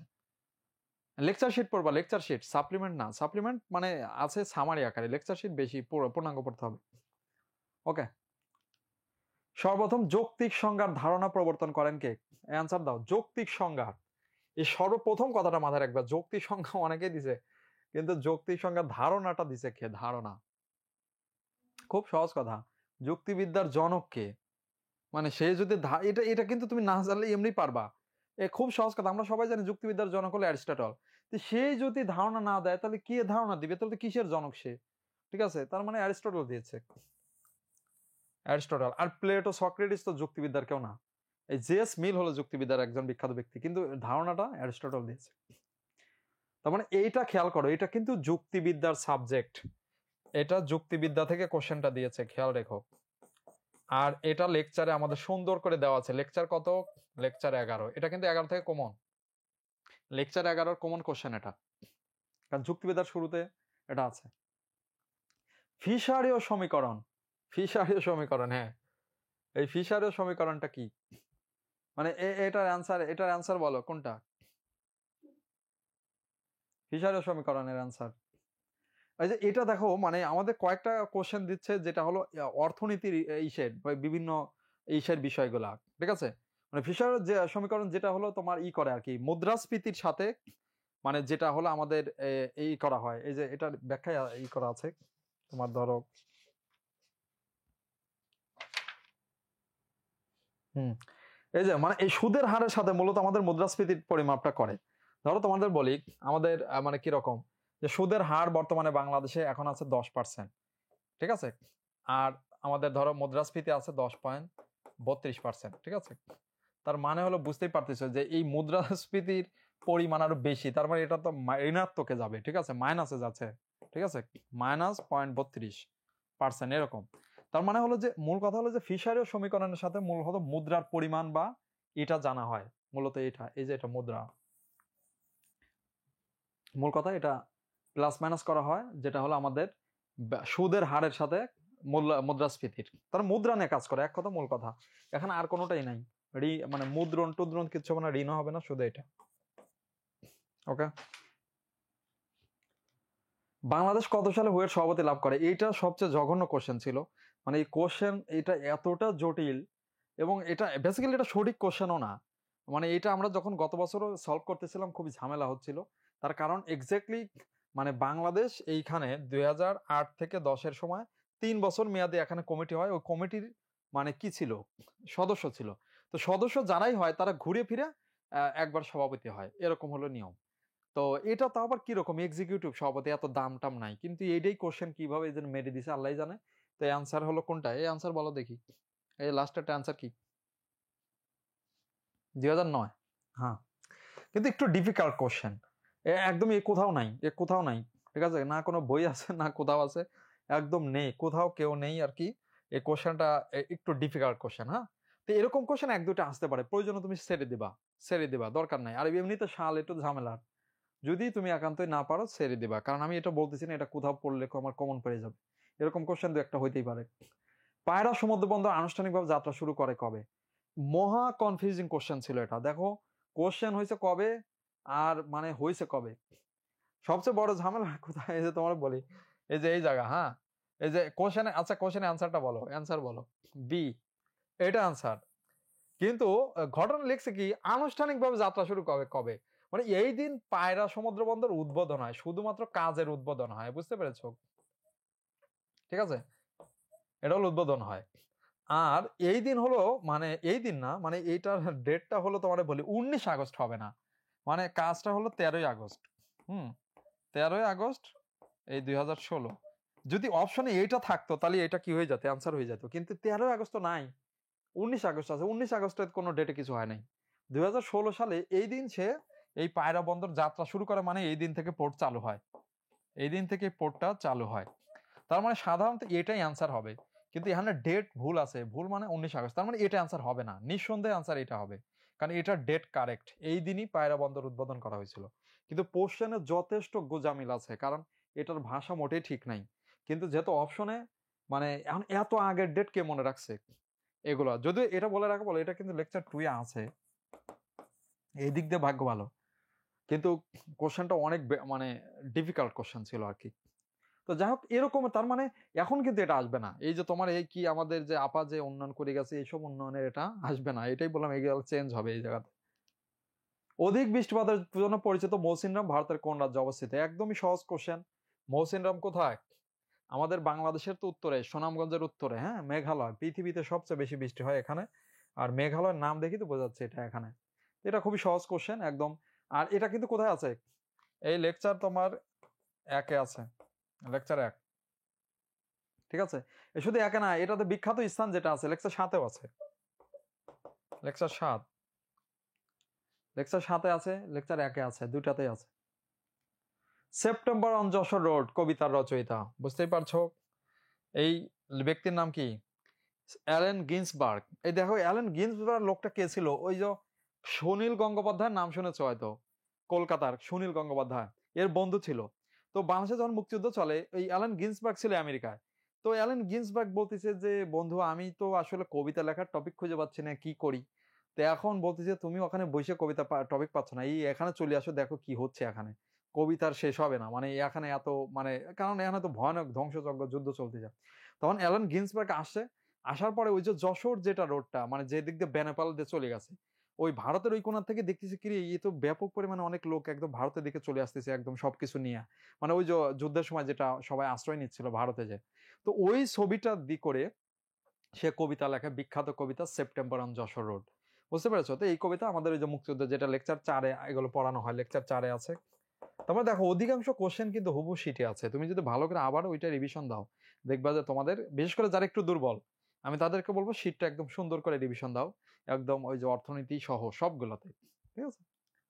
কোনটি ছাড়া সামাজিক উন্নয়ন সম্ভব না? এই দেখো আবার ক্রিটিক্যাল কোশ্চেন, যদিও এটা সমাজ বিজ্ঞানের প্রশ্ন। ঠিক আছে? সমাজ বিজ্ঞান আছে কিন্তু লেকচার 11-তে, কিন্তু কোশ্চেনটা যথেষ্ট কি। কিন্তু এখন দেখো সামাজিক উন্নয়ন, সামাজিক উন্নয়ন বলতে কি বোঝায়? শিক্ষার উন্নয়ন, স্বাস্থ্যের উন্নয়ন, এরপরে কি মানবাধিকারের উন্নয়ন, সবগুলো এগুলোকে সামাজিক উন্নয়ন বলা হয়।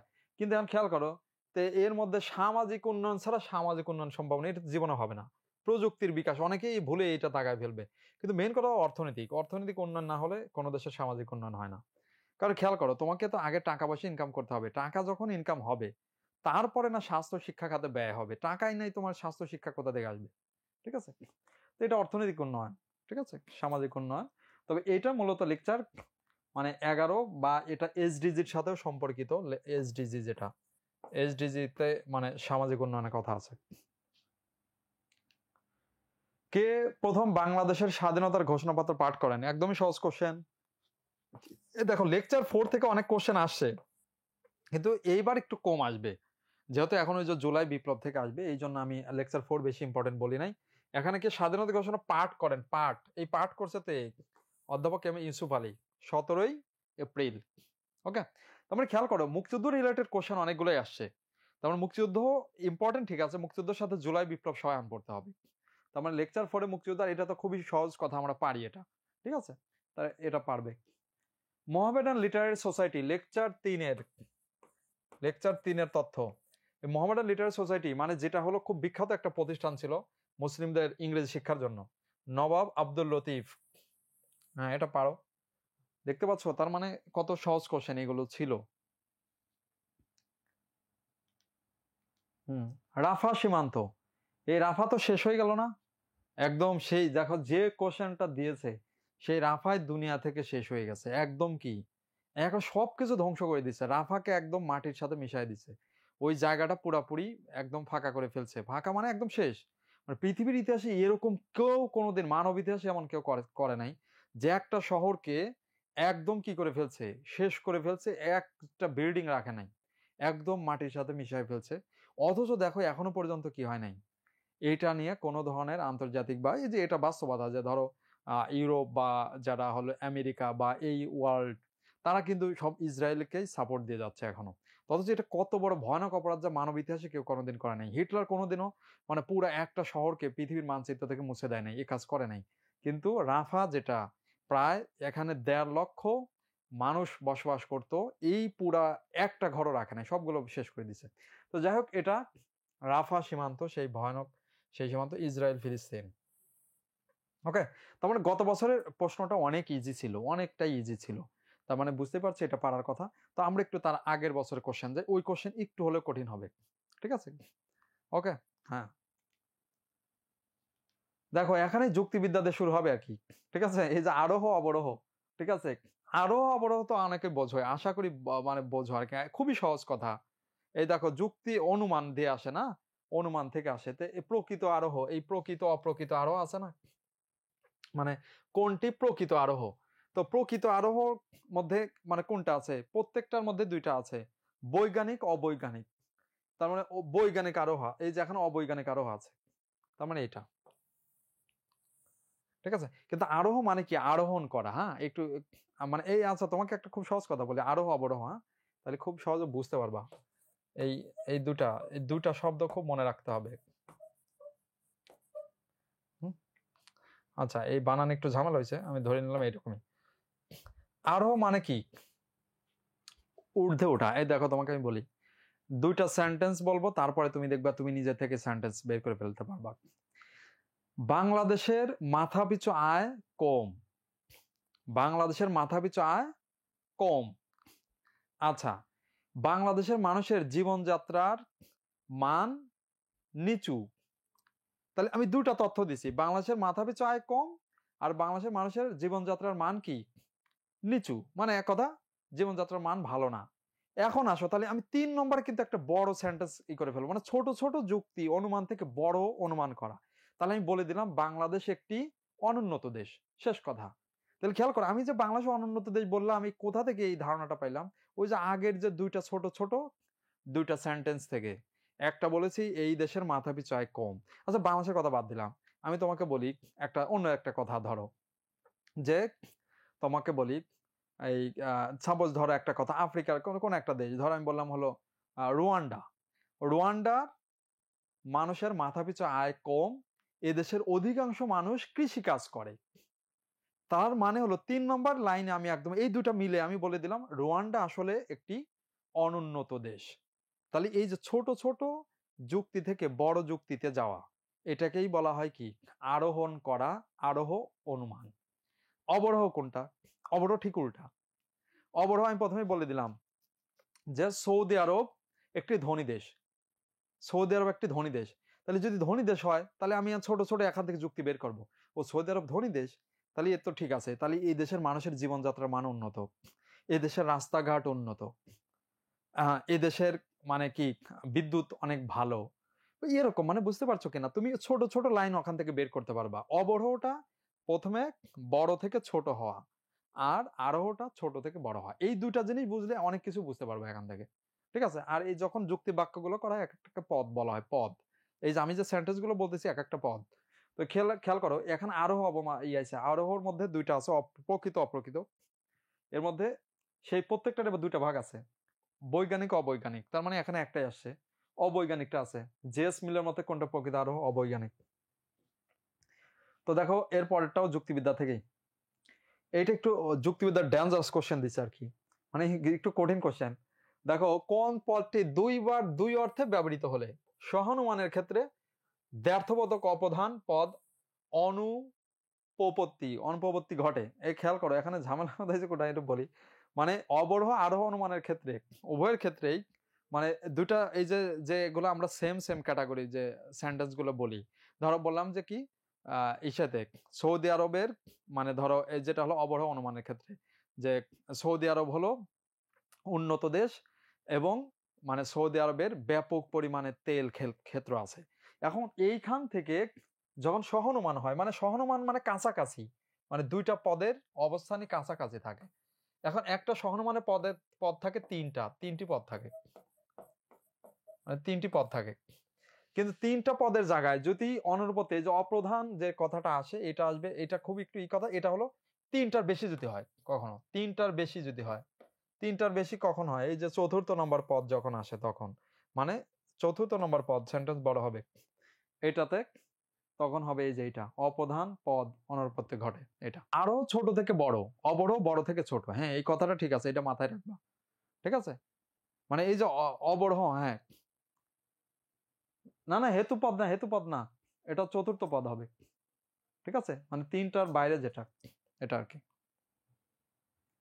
ওকে, টেকসই উন্নয়ন লক্ষ্যমাত্রা এইচডিজি, এটা খুবই সহজ, এটা 17টি, একদম হবু সহজ কোশ্চেন দিছে। লেকচার নম্বর 8-এ কিন্তু আছে এটা, লেকচার 8।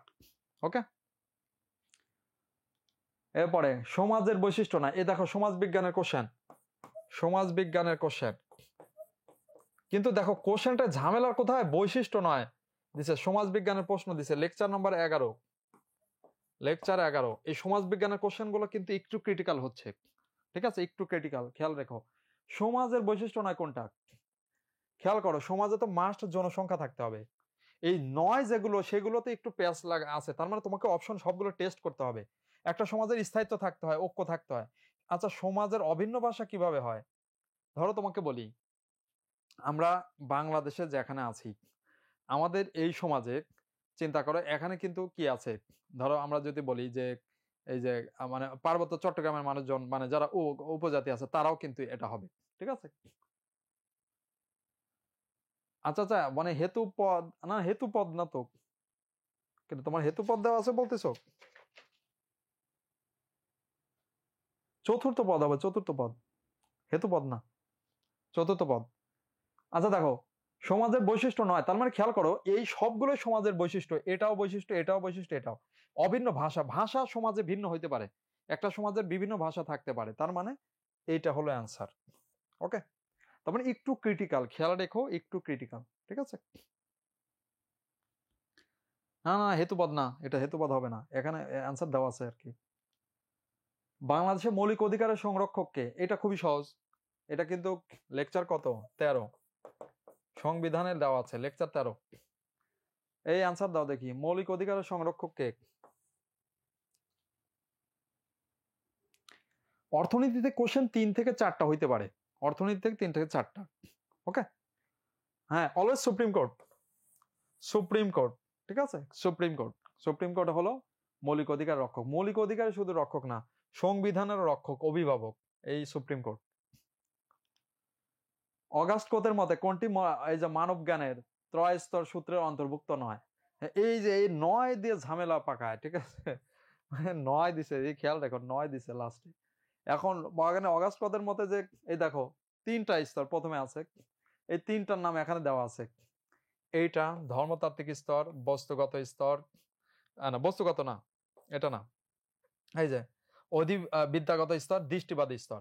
তার মানে এই 3টা হলো প্রাথমিক স্তর।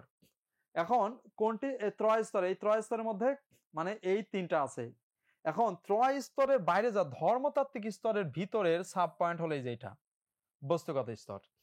তার মানে এই ত্রয় স্তর মানে এই যে 3টা যে স্তর আছে, এইটা এইটা এইটা এইটা এইটা, এইটার মধ্যে এটা নাই, এই যে এটা নাই, এটাই হলো অ্যান্সার। ওকে, আচ্ছা এখন দেখো এই অগাস্ট কোতেরটা দিয়েছে এটা, ঠিক আছে? তার মানে সমাজ বিজ্ঞানের ক্ষেত্রে যে কোশ্চেন গুলো দিচ্ছে, এই কোশ্চেন গুলো এই জন্যই বলছি তোমার মানে মৌলিক জিকে বই মানে এই পার্টে খুবই কার্যকরী, কারণ এখানে ডিরেক্ট সমাজ বিজ্ঞানের জনকের জায়গা থেকে দিচ্ছে, তার মানে একদম একাডেমিক বই থেকে দিচ্ছে, মেইন বই বা মৌলিক জিকে থেকে, ঠিক আছে? ত্রয়স্থ মানে এই যে 3টা মানে যেটা হলো এই 3টা অবস্থা মানে যেটা প্রত্যেকটা সমাজের মানে এটা হলো তোমাকে বলি সমাজের ক্ষেত্রে মানুষের যে এক একটা চিন্তা আর কি, একটা হলো ধর্মভিত্তিক দৃষ্টিবাদী মানে একটা হলো যুক্তিগত জায়গা থেকে, আর একটা হলো ধর্মতাত্ত্বিক চিন্তা থেকে যেটা ধর্মভিত্তিক সোসাইটির কথা বলা হয়, আর অধিবিদ্যাগত মানে যে ধরনের মানে যুক্তিবাদী মানে কথা বলা হয়। তার মানে মূল কথা আমরা যেটা বোঝাচ্ছি, সমাজ বিজ্ঞানের মতো অনেকগুলো থিওরি আছে, যেরকম সমাজ বিজ্ঞানের খুব বিখ্যাত কিছু থিওরির মধ্যে একটা আমরা বলি নৈরাজ্যবাদী থিওরি, অনেক আগের প্রাচীন সমাজ নিয়ে চিন্তা করা হয় যে প্রাচীন সমাজ কিরকম ছিল, ভয়ানক নৈরাজ্যবাদী ছিল। আবার যেরকম জন লকের মতে প্রকৃতির সমাজ ছিল শান্তি, অনেক শান্তিতে মানুষজন ছিল। তা আসলে সমাজ কিভাবে রাষ্ট্রতে গঠন মানে আসলো, এটা নিয়ে অনেক ধরনের কি আছে ডিবেট আছে, যে আসলে কারো মতে আগের যুগে মানুষ ছিল খুবই খারাপ, এই জন্য একসাথে পরবর্তীতে সিকিউরিটি থাকার জন্য রাষ্ট্র বানাইছে। আর কেউ বলে আগের যুগে মানুষ আসলে খুব ভালো ছিল, তারা বললো আসলে আমরা একসাথে ধরো খুব ভালো করে আরো থাকার জন্য কি করে একটা রাষ্ট্র বানাই। তারপরে এই ধরনের মানে সামাজিক বিজ্ঞানের যে সামাজিক বিবর্তন বলে যে বিষয় আছে, এইগুলো ধাপে ধাপে কিভাবে আসে সেইগুলোকে এক একটা স্তরে ভাগ করা হয়েছে। তো অগাস্ট কত হলো সমাজ বিজ্ঞানের জনক, তো তার জায়গা থেকে এই কোশ্চেন গুলো আসছে। তো অগাস্ট কতের বাইরে তো তোমার এবার ম্যাক্স ওয়েবার থেকেও দিতে পারে, আবার ধরো তোমার হার্বার্ট স্পেন্সার থেকে দিতে পারে, মানে যারা বিখ্যাত জন লক থেকে দিতে পারে। তার মানে এই সমস্ত যারা সমাজ বিজ্ঞানী আছে তাদের প্রত্যেকটা তো তুমি এই মেইন বই অথবা মৌলিক জিকে থেকে পারবা, ঠিক আছে? এটা আর কি। মানে এই যে ভূগোল থেকে কোশ্চেন আসে, ভূগোল তো আমাদের ডিরেক্ট পার্ট, ইসলামের ইতিহাসও ডিরেক্ট পার্ট। মনোবিজ্ঞান থেকে এখনো পর্যন্ত বলছে 2-1টা কোশ্চেন আসছিল, ওই তোমার কি বলা আছে আইকিউ লেভেলের এরকম, কি এছাড়া খুব বেশি আসে নাই। ভারত শাসন আইন, এই ভারত শাসন আইনটা তারিখ সহ বলে, এখানে তারিখ জানতে চেয়েছে। এই যে ভারত শাসন আইন রাজকীয় সম্মতি লাভ করে তারিখ সহ, এটার অ্যান্সার কি 1935 সালে হয়েছে, কিন্তু 1935 সালের কবে দেখো এটা ঠিক আছে তারিখ সহ মানে একদম আগস্টের শুরুতে, ঠিক আছে? এই আগস্ট মাস খুব ডেঞ্জারাস, পৃথিবীতে সবকিছু দেখতে আগস্ট মাসেই ঘটছে। হ্যাঁ আমাদের বাংলাদেশে বিপ্লব ঘটে গেল, আমাদের ড্যাডিও মারা গেল, এদিকে মানে আরো অনেকেই হয়েছে, কাজী নজরুল ইসলাম। তারপরে এইখানে দেখা যাচ্ছে ভারত শাসন আইন যেটা সর্বশেষ এই আইনটা ছিল ব্রিটিশ আইন, সেটা 2 আগস্ট 1935। আচ্ছা কোনটি সামাজিকরণের উপাদান নয়, এই দেখো আবারও 9, এই 9 দিয়েই মারছে, সামাজিকীকরণের উপাদান নয়, এটা খুব বিখ্যাত কোশ্চেন, এটা কিন্তু লেকচার 11তে আছে কিন্তু দেখবা, সামাজিকরণের উপাদান বা সামাজিকরণের মাধ্যম এইগুলো আর কি। হ্যাঁ এটার আনসার কি? হ্যাঁ সামাজিকরণের ক্ষেত্রে প্রত্যেকটা আছে, অনুকরণ করা, শিক্ষা, চিহ্নিতকরণ করা, কিন্তু বিচ্ছিন্নকরণ কোনো সামাজিকরণেরই না। এটা অনেকটা কমন সেন্স থেকে বলা যায়, বিচ্ছিন্নকরণ মোটেই সামাজিকরণের কোনো ধরনের কি হতে পারে না, উপাদান হতে পারে না। ওকে, এই 9, কিন্তু এই যে 9টা খেয়াল রাখবা, অনেকগুলো কোশ্চেনে 9 দেখা যাচ্ছে, ঠিক আছে? আর সেগুলো ম্যাক্সিমামই সমাজ বিজ্ঞানের কোশ্চেন। কোন ঘটনার প্রতিবাদে রবীন্দ্রনাথ ঠাকুর নাইট উপাধি প্রত্যাখ্যান করেন? এটা খুবই সহজ। 1919 সালে কি ঘটেছিল? জালিয়ানওয়ালাবাগ হত্যাকাণ্ড। যে পাঞ্জাবে কৃষক সমাবেশ হয়েছিল, ওই সমাবেশে গুলি চালিয়ে শতাধিক মানুষকে হত্যা করে জেনারেল ডায়ার। এর প্রতিবাদে রবীন্দ্রনাথ ঠাকুর নাইট উপাধি ত্যাগ করে, মানে যে স্যার উপাধি ত্যাগ করে। জেন্ডারের ভিত্তিতে সৃষ্ট সামাজিক বৈষম্য নয়, এই নয় মানে এই যাকে দিছিল প্রশ্ন করতে সম্ভবত কোনো সমাজ বিজ্ঞানের শিক্ষক, মানে সে পাগলা যে মারছে থেকে নয়, খালি নয়, ঠিক আছে? এটা হয় কোশ্চেন, এটা বাদ দেন নয়। নয় কোশ্চেন কিন্তু খুবই ডেঞ্জারাস, মানে তোমাকে সবগুলো অপশন আগে মিলাইতে হবে, তা না হলে তুমি নয়ের আনসার পারবা না। এই দেখো, নয় সামাজিক বৈষম্য নয় কোনটা? জেন্ডারের ভিত্তিতে সৃষ্ট যেগুলো হয়েছে সেইগুলোর মধ্যে কোনটা সামাজিক বৈষম্য নয়? জেন্ডারের ভিত্তিতে, ঠিক আছে? তাহলে জেন্ডারের ভিত্তিতে কি হয়? সম্পত্তি নিয়ে বৈষম্য হয়, ঠিক আছে? জেন্ডার ভিত্তিতে চলাফেরায় বৈষম্য হচ্ছে, কারণ তুমি খেয়াল করো, সম্পত্তির উত্তরাধিকার নারী পুরুষের সমস্যা হচ্ছে চলাফেরাতে মেয়েদের ছেলেদের সমস্যা হচ্ছে, শ্রমমূল্যে হচ্ছে, মানে যে গার্মেন্টসে মেয়েদের বেতন কম, ছেলেদের বেশি। কিন্তু বয়স ভিত্তিক বৈষম্য, এটা তো হইলো না কিছু, ঠিক আছে? বয়স ভিত্তিক তো মানে কি? এটা তো বৃদ্ধ, মানে ছেলেরাও বৃদ্ধ মেয়েরাও বৃদ্ধ, মানে এরকম যুবক ছেলেরাও যুবক মেয়েরাও যুবক, তার মানে এটা হচ্ছে না, এটাই হবে না। ওকে, এটা বাদ, তার মানে অ্যান্সার এটাই। বুঝতে পেরেছো? এটা অ্যান্সার। কিন্তু তোমাকে একটু যে হিসাব করে করে অ্যান্সার দিতে হচ্ছে। তার মানে তোমাকে আগেই বলছি যে গুচ্ছের পরীক্ষাতে মৌলিক সাবজেক্ট গুলো তোমাকে একটু যত্ন সহকারে পড়তে হবে। আর যত্ন পড়লেই হবে না, এই যে 9 মার্কা যখন কোশ্চেন দিবে এটা তো মুখস্থ পারবা না, তাহলে একটু হলে মাথা খাটাবা, ঠিক আছে? এটা কিন্তু মাথা খাটানো অ্যান্সার কঠিন কিছু না। যে সম্পত্তির উত্তরাধিকার বলো, চলাফেরা, চমল, এগুলো তো বৈষম্য হয়, কিন্তু বয়স ভিত্তিক জেন্ডারের ভিত্তিতে বৈষম্য হয় না। এটা বয়স ভিত্তিক বৈষম্য আছে, এটা জেন্ডারের ভিত্তি না। এটা বৃদ্ধ যারা তারা অলওয়েজ বয়স ভিত্তিতেই তারা বৈষম্য শিকার হয়। ন্যাটো, ন্যাটো সর্বশেষ এই ওই সময় অ্যান্সার কিন্তু ছিল কোনটা? যখন পরীক্ষা হয়েছিল গত বছরে, তখন অ্যান্সার ছিল ফিনল্যান্ড, তার মধ্যে 31তম ছিল। কিন্তু তোমাকে যদি বলা এই কোশ্চেন অ্যান্সার ফিনল্যান্ড, কিন্তু এখন যদি কোশ্চেন হয়, তার মানে এখন কোশ্চেন হলে এটা কিন্তু 32তম, লাস্টে এটা যোগ দিয়ে দিছে 32তম, মানে বর্তমানে হলে এটা অ্যান্সার হবে, কিন্তু ওই সময়ের অ্যান্সার ছিল ফিনল্যান্ড, কারণ তখন এই সদস্য হয় নাই। হ্যাঁ, পালাও কোন থেকে আসলো? পালাও না, ঠিক আছে? বেশি লাগে ছেলেদের বিয়ের জন্য বয়স বেশি লাগে, এটা বৈষম্য হয়েছে ছেলেদের বিয়ের, তুমি এখন বিয়ের জন্য প্রস্তুতি নিচ্ছ যে বয়স হচ্ছে না নাকি? হ্যাঁ, ছেলেদের বিয়ের জন্য 21 বছর, তো 21 বছর আবার কি? মানে তুমি এটা মাথায় রাখবা, মানে সমস্যা পাচ্ছে মেয়েদের নিয়ে। বাংলাদেশের মেয়েদের বিবাহের গড় বয়স কত? 19.4 বছর, কিন্তু 41% মেয়ের, মানে 41 না 43% মেয়ের বিয়ে হচ্ছে 18 বছরের নিচেই, 18-র নিচে, ঠিক আছে? মানে এরকম। আর ছেলেদের খেয়াল করো, 21 বছর তো মানে না, ছেলেদের বিবাহের গড় বয়স 25.4 বছর। তার মানে বুঝতে পারতেছো 21 কেন, এভারেজ তো 25-এ চলে গেছে, মানে ছেলেদের বিয়ে, ঠিক আছে? ওকে, ওকে। হ্যাঁ, চলাফেরা বৈষম্য হবে, চলাফেরা বৈষম্য হয়তো এটা, ঠিক আছে? হ্যাঁ, চান্স না ফেলে বিয়ে করে ফেলবে। আচ্ছা, আচ্ছা, ওকে। হ্যাঁ, শীত পড়লে হবে, শীতের সাথে মৌলিক জিকে বইটা পড়বে। ওকে, এবার রাখাইন ক্ষুদ্র নৃগোষ্ঠী বাংলাদেশের যত, আচ্ছা আমরা কিন্তু বাঙালি জাতি, আমাদের জাতিগোষ্ঠী হলো অস্ট্রালয়েড, আদি অস্ট্রালয়েড, সেটা দেখা নাই। রাখাইন যে রাখাইনদের দেখতে কেমন? চাকমা মারমাদের মতো না? তো চাকমা মারমারা তো সবাই কি মঙ্গোলয়েড, ওই যে মঙ্গল জাতি যাকে বলা হয়, ধরো আমরা অনেকটা বলি চাইনিজদের মতো, চায়না, চীন, জাপান, যেগুলা ওই যে একটু দেখতে, মানে মানে তাদের তো একটা নির্দিষ্ট আদল আছে মুখের নাকি? ওই যে আমরা বাঙালিরা যে বলি যে মুকুসার বা সামথিং এরকম, এটা মঙ্গোলয়েড। চাকমা মারমা বলো, বাংলাদেশের অধিকাংশ উপজাতি মঙ্গোলয়েড, ঠিক আছে? হ্যাঁ, কোরিয়ানদের মতো দেখতে। হ্যাঁ, তাহলে এটা কিন্তু ক্ষুদ্র নিগোষ্ঠী থেকে দিচ্ছে, আর খুবই এটা কিন্তু সহজ কোশ্চেন, লেকচার 2 এর কোশ্চেন। কিন্তু দেখো তারপরেও কিন্তু মাথা খাটাইতে হয়, এটা কিন্তু ওইভাবে লেখা আছে যে বাংলাদেশের ক্ষুদ্র নিগোষ্ঠী অধিকাংশই মঙ্গোলয়েড, কিন্তু এই রাখাইন যে মঙ্গোলয়েড এরকম তো এরকম লেখা নাই। হ্যাঁ, নাক চ্যাপটা। আচ্ছা, আচ্ছা, ওকে। আমাদের বাঙালিদের নাকও যে খুব বেশি উঁচু তা কিন্তু না, কিন্তু হ্যাঁ ওদেরটা একটু এরকম, ঠিক আছে? এই শর্ট সিলেবাস অনুসারে হবে না, আমি আগেই বলছি শর্ট সিলেবাস ভুলে দাও, তোমার মেইন পরীক্ষা শর্ট সিলেবাস অনুসারে দিবে না, মানে এই পরীক্ষা, কারণ যদি বাইরে দেয় তোমার তো কিছু করার নাই। আর দেখো আবারও চলছে, দেখো চতুর্থ শিল্পী বিপ্লব 2 বছরেই পরীক্ষা আসছে, বুঝতে পারছো কি অবস্থা? এখন তো চতুর্থ শিল্পী বিপ্লব বাদে জুলাই বিপ্লব আসবে। সম্পৃক্ত নয়, এই দেখো খেয়াল করো, নয়, নয় কোনটা? চতুর্থ, আচ্ছা খেয়াল, রোবোটিক্স তো ঠিক আছে, এই যে 3D প্রিন্টিং ঠিক আছে, আইওটি ঠিক আছে, টেলিগ্রাফ কি রে ভাই? এই টেলিগ্রাফ তো প্রাচীন আমলের এক জিনিস যেটা এখন ব্যবহার হয় না। তোমার টেলিগ্রাফ তো এটা নাই, এটা কিন্তু টেলিগ্রাম না, অনেকে মনে করে টেলিগ্রাম, টেলিগ্রাম না, টেলিগ্রাফ।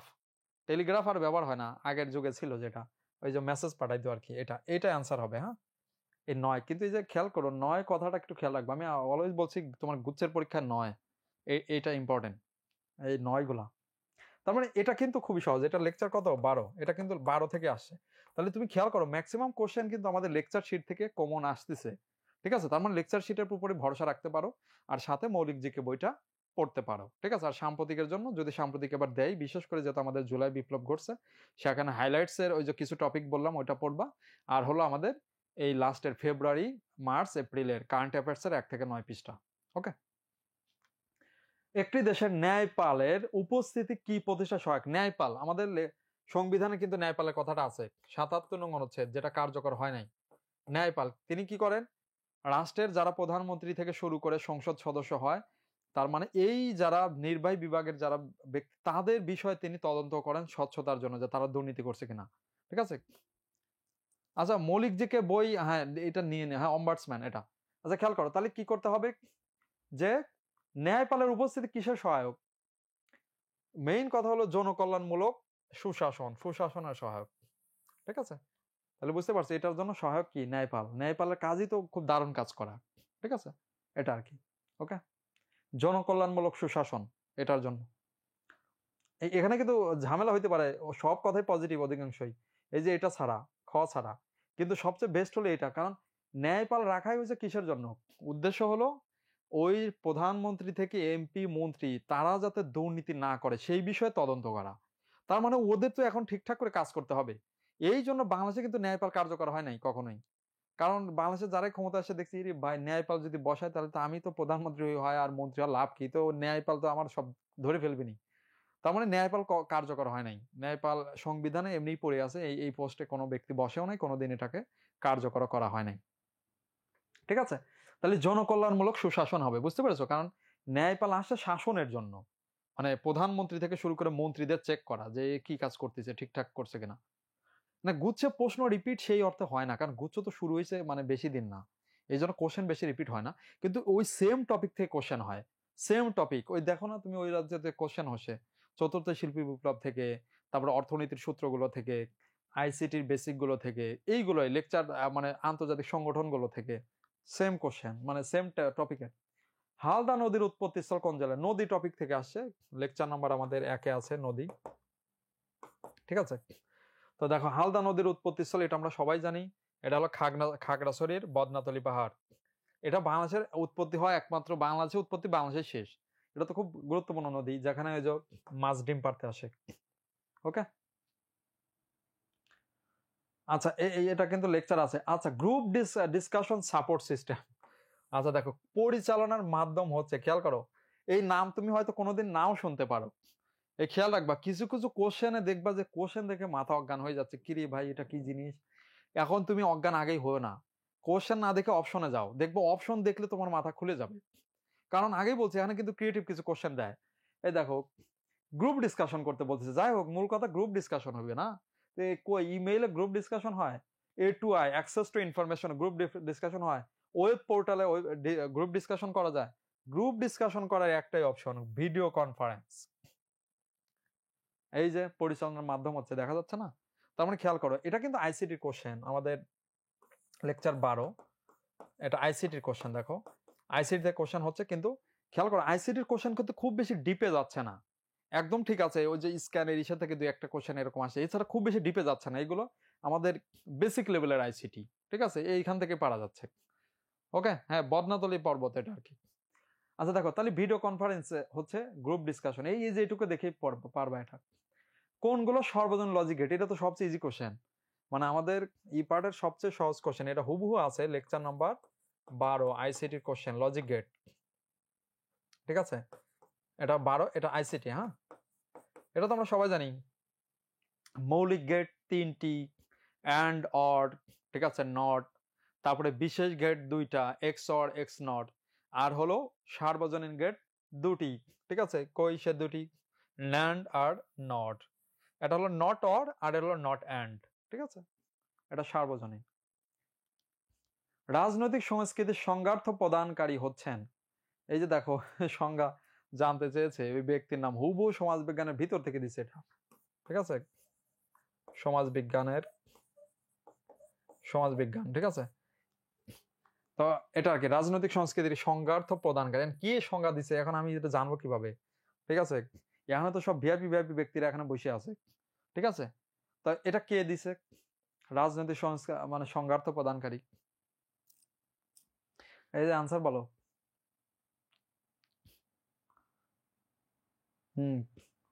এটা হলো, হ্যাঁ এখানে আনসার বি।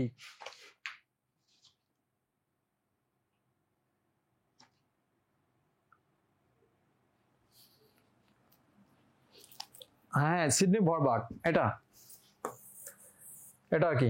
তারপরে এখন খেয়াল করো যে এই কোশ্চেন গুলো একটু ডিপে যাচ্ছে, কিন্তু আমাকে সরাসরি মানে ওই যে বললাম মৌলিক জিকে বইটা পড়তে হবে, মৌলিক জিকে পড়লে এটা হয়ে যাবে, ঠিক আছে। মানে মৌলিক জিকে যদি বই পড়ি তাহলে আমাদের এই যে এই জাতীয় ব্যক্তির নাম থেকে ডিরেক্ট কোশ্চেন, ব্যক্তির নাম মানে এটা তো তুমি আন্দাজে মারতে পারবে না, ঠিক আছে, মানে কে কোন মানে থিওরি মারছে, এই থিওরি জানার জন্য তোমাকে ওই ব্যক্তির এটা পড়তে হবে, মানে ব্যক্তি মানে তোমার মৌলিক বই পড়তে হবে জিকে, আর যারা সরাসরি যদি মেইন বই পড়ো তাদের কোনো টেনশন নাই। ওকে, আচ্ছা সি ল্যাঙ্গুয়েজ ইনপুট দেওয়ার জন্য কোন ফাংশনটি ব্যবহৃত হয়, এই এই খেয়াল করো, এইটা একটু কি তোমার ইসের কোশ্চেন, মানে আইসিডির কোশ্চেন, আইসিডির কয়েকটা কোশ্চেন, এটা কিন্তু লেকচার 12তে এখন আছে, শুরুতে ওই সময় ছিল না, ঠিক আছে, এটা লেকচার 12 আইসিটি কোশ্চেন, ঠিক আছে, এটা আর কি। ডিসপ্লের জন্য হলে এটা হইতো, ডিসপ্লে না, এটা হচ্ছে ফাংশনটি ল্যাঙ্গুয়েজ ইনপুট দেওয়ার, ল্যাঙ্গুয়েজ ইনপুট হচ্ছে এইটা হয় স্ক্যানএফ, ঠিক আছে, এটা তো এরকম আর কি। তবে এই এরকম কোশ্চেন খুব বেশি আসবে না, এটা একটা বা দুইটা মানে একটু ডিপ থেকে যেটা আসে, আর ডিপের বাইরে ধরো তোরাও যদি 5টা কোশ্চেন হয়, 5টার মধ্যে 3টাই হচ্ছে সহজ আর 2টা হলো কঠিন, তার মানে তুমি ওই 3টা পারলে তোমার এই 2টা মানে এই সাথে, এটা প্রোগ্রামিং থেকে আসছে, ঠিক আছে। আর না গত বছরের বই পড়ার দরকার নাই, তুমি এই বছরেরটা পড়ো, ঠিক আছে। আন্তর্জাতিক কি বিস্তারিত পড়বো স্যার, হ্যাঁ এটা বিস্তারিত বলতে তুমি অনেক কিছু বাদ দিবা, এই মুদ্রা টুদ্রা বাদ দিবা, ওই যে আন্তর্জাতিক পার্টে মুদ্রা রাজধানী অনেক কিছু আছে না, এগুলো অত পড়বা না। ওকে, বাংলাদেশ জাতীয় সংসদে মহিলা সদস্যের জন্য সংরক্ষিত 50টা আসন নির্ধারণ কোন পদ্ধতি কার্যকর, মানে কোন পদ্ধতি অনুসরণ করা হয়, এই খেয়াল করো মহিলা 50টা আসন, সেই ক্ষেত্রে আচ্ছা তুমি যে কোনো বই পড়ো নো প্রবলেম, সেটা না আমার কোনো প্রবলেম না, কিন্তু আপডেটেডটা পড়ি, এটা আমি বোঝাতে চাচ্ছি, আপডেটেড না পড়ে ব্যাকডেটেড পড়লে বিপজ্জনক। এখন খেয়াল করো, ওই যে কোনো দল যদি আসন কেউ 200টা আসন পায়, তার মানে ওই 300 আসনের মধ্যে 200 আসনে সে জিতছে, তার মানে ওই অনুপাতে নারী আসন পাবে সে, তাহলে দেখা গেলো 50টার মধ্যে 33টা নারী আসন সেই দল পাবে, এইভাবে, তার মানে এটা আনুপাতিক প্রতিনিধিত্বমূলক, ঠিক আছে। আর এখন কিন্তু নারী আসন প্রস্তাবনা আসছে বেশি বাড়বে এটা। ওকে, তাহলে এটা কিন্তু লেকচার কত, এটা লেকচার 13।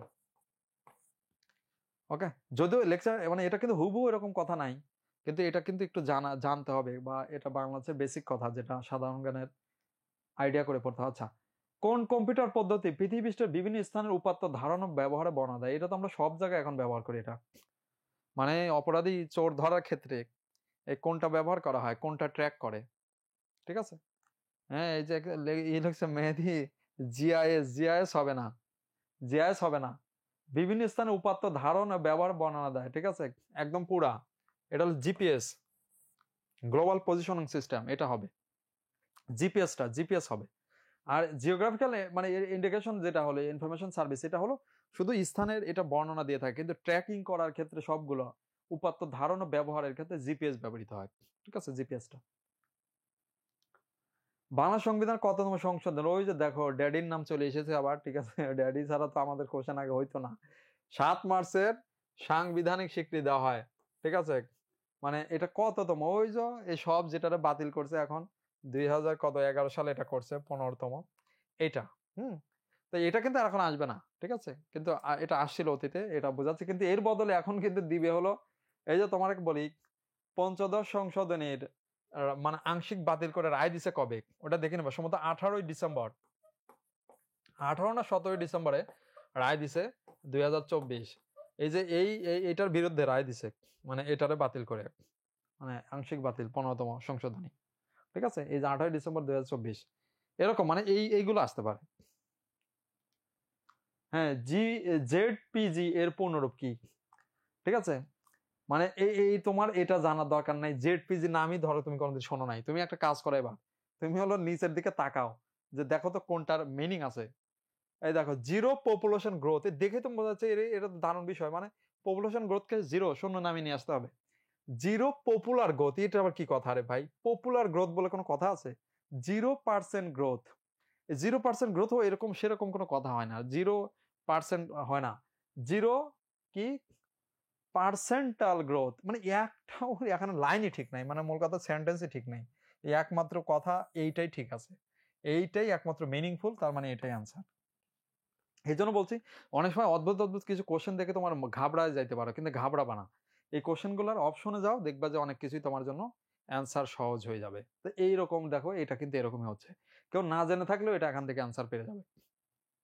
ওকে, আচ্ছা, জাতিসংঘ নিরাপত্তা পরিষদে কোন রাষ্ট্রের ভেটো দেওয়ার ক্ষমতা নাই? তার মানে স্থায়ী সদস্য যে 5টা আছে, ওদের ভেটো ক্ষমতা আছে স্থায়ী 5টি। স্থায়ী 5টি, তো স্থায়ী 5টি কারা? এই যুক্তরাষ্ট্র আছে, যুক্তরাজ্য, চীন, আর হলো ফ্রান্স, রাশিয়া। France, Russia. তার মানে খেয়াল করো, এদের তো ভেটো আছে, তার মানে জাপানে তো ভেটো নাই, জাপান স্থায়ী পরিষদের সদস্য না। ঠিক আছে, কিন্তু জাপান কিন্তু অস্থায়ী সদস্য হয়েছে কয়বার বলি? 22 বার। জাপান ঘুরে ফিরে অস্থায়ী সদস্য হয়, এই যে এখনো অস্থায়ী সদস্য জাপান। জাপান 22 বার অস্থায়ী সদস্য হয়েছে, 22 বার। বাংলাদেশ হয়েছে কয়বার? 2 বার।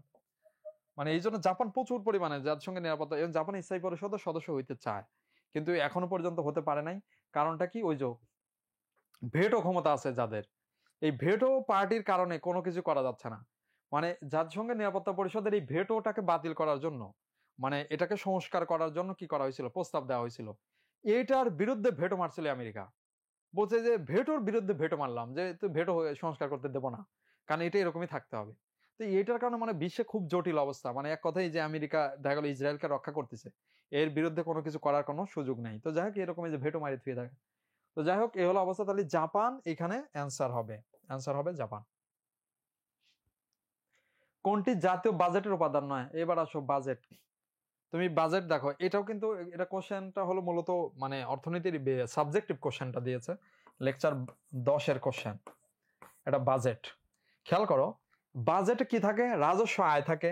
বাজেট মানে ব্যয় বোঝায়। বাজেটে সরকার অবশ্যই ঋণ নিবে, ঋণ নেয়। আচ্ছা, বাজেট কি কোনো লাভের কথা আছে যে আমি জনগণ থেকে এই কয়টা লাভ করবো? লাভের কোনো হিসাব নাই, বাজেটে কোনোদিন কোনো লাভ হয় না।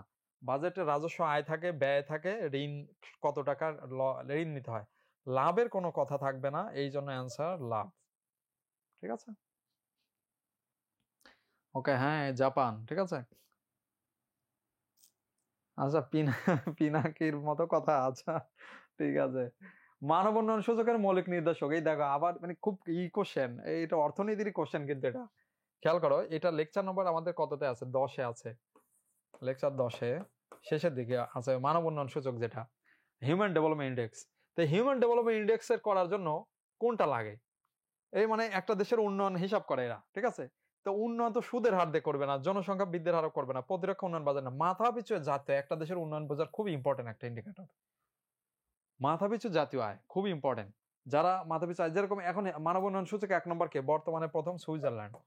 তো সুইজারল্যান্ডের মাথা পিছু আয় তো বিশাল বড়, মানে এটা তো আসলে মানে বলা চলে কি, $1,00,000 তার মাথা পিছু আয়, মানে এত উপরে। আর আমরা কয় নাম্বারে আছি? 129 নম্বরে আছি। আর আমাদের একটা লাভ আছে, আমরা 129-এ আছি। আমাদের মানে আমরা পিছনে থাকতে পারি, কিন্তু আমাদেরও পিছনে আছে ভারত, 132তম। এই যে ভারত যে এত লাভ ঝাপ মারতেছে, এ তো বাংলাদেশের থেকে পিছনে আন্তর্জাতিক র্যাঙ্কিং এ। এই হলো অবস্থা, আমরা 129 নম্বরে আছি। তো যাক, এইটা হলো মাথাপিছু জাতীয় আয়, এটা হলো মানব উন্নয়ন সূচকের নির্দেশক। কিন্তু এটা কিন্তু তুমি হুবহু কোথাও খুঁজে পাবা না।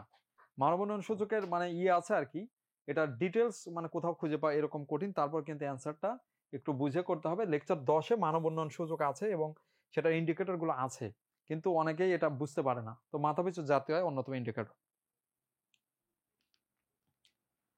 একটি দেশের উৎপাদন সম্ভাবনা দেখতে পরিবর্তন ঘটে না, এই দেখো এই লাস্টে ঘটে না, এই নাটা খেয়াল রাখবা। তো উৎপাদন সম্ভাবনা পরিবর্তন ঘটে কিভাবে?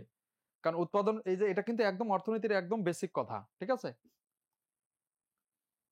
কোনটাতে জানি 47তম কোনটাতে বাংলাদেশ? 47তম কোনটাতে? হতে পারে বাংলাদেশ একটা হলো সাইবার নিরাপত্তা, এটা হইতে পারে, অথবা হইতে পারে নারী উন্নয়ন সূচক, মানে উইমেন এম্পাওয়ারমেন্টের এটাতে আর কি। ঠিক আছে। আচ্ছা দেখো, উৎপাদন সীমারেখার পরিবর্তন ঘটে না, তার মানে আমাদের দেশের ভিতরে অর্থনৈতিক মানে যে যে প্যারামিটার গুলো আছে চাহিদা যোগানের ভিত্তিতে, সেটাতে কিন্তু আমাদের পরিবর্তন ঘটতে পারে, কিন্তু বাউন্ডারির বাইরে দেখো, এখন অবসরের বৃদ্ধি করলে অবশ্যই চেঞ্জ হবে। ঠিক আছে, কারণ অবসরে মানে হওয়া মানে বয়স বাড়ানো মানেই তো কি হওয়া, নতুন করে ঢুকতে ঝামেলা হবে, বেকারত্ব বেড়ে যাবে। ঠিক আছে, সমস্যা তৈরি হবে। উন্নত প্রযুক্তির মানে সূচনা হলে তো অর্থনীতির আরো বৃদ্ধি পাবে। ঠিক আছে, উৎপাদন বাড়বে। আবিষ্কৃত নতুন খনি থেকে সম্পদ আহরণ বৃদ্ধি পাইলে এটা তো পারবে, কিন্তু ঘটনা হলো মানে ভারতে কোনো কিছু দাম বেড়ে গেছে, তো সেটার কারণে তো এখানে সমস্যা হবে না। ঠিক আছে, উৎপাদন সীমানা রেখার ক্ষেত্রে পার্শ্ববর্তী দেশে মানে এরিয়ার বাইরে গেলে সেটা কোনো কাজে দিবে না। ঠিক আছে, ওকে। তার মানে এই যে পার্শ্ববর্তী দেশের দাম স্তর বৃদ্ধি পেলে এটা না, মানে এটা হবে, এটাই হলো অ্যান্সার। ঠিক আছে, ওকে। বার্ডের প্রতিষ্ঠাতাকে, এটা খুবই সহজ কথা। বার্ডের কথা আমাদের আছে লেকচার নম্বর, এটা সম্ভবত 14, লেকচার 14তে সম্ভবত আছে এটা। বার্ড যেটা বাংলাদেশের প্রতিষ্ঠান, বিখ্যাত প্রতিষ্ঠান বার্ড, আক্তার হামিদ খান, এটা বাংলাদেশের বর্তমান মানে যেটা রয়্যাল ডেভেলপমেন্টই তো। আক্তার হামিদ খান 1959 সালে কুমিল্লার কোটবাড়িতে এটা প্রতিষ্ঠিত হয়েছিল। আক্তার হামিদ খান সিএসপি অফিসার ছিলেন, মানে বিসিএস ক্যাডার ছিলেন। ঠিক আছে, তো এটা বাংলাদেশের পরবর্তীতে সরকার এটা নিয়ে নেয়। বাংলাদেশের 3টা এরকম প্রতিষ্ঠান আছে, বার্ড আছে, আরডি আছে, এরকম 3টা যারা রুরাল ডেভেলপমেন্ট নিয়ে কাজ করে। আচ্ছা, অনুভবে অক্ষের সমান্তরাল। ঠিক আছে, এটা কোনটা? এই যে অনুভব অক্ষের সমান্তরাল কোন ব্যাগ, মানে একদম সেম থাকবে ধ্রুবকের। টোটাল ফিক্সড কার্ভ, মানে ফিক্সড থাকবে আর কি, ফিক্সড। ঠিক আছে, এই যে টোটাল ফিক্সড, এটা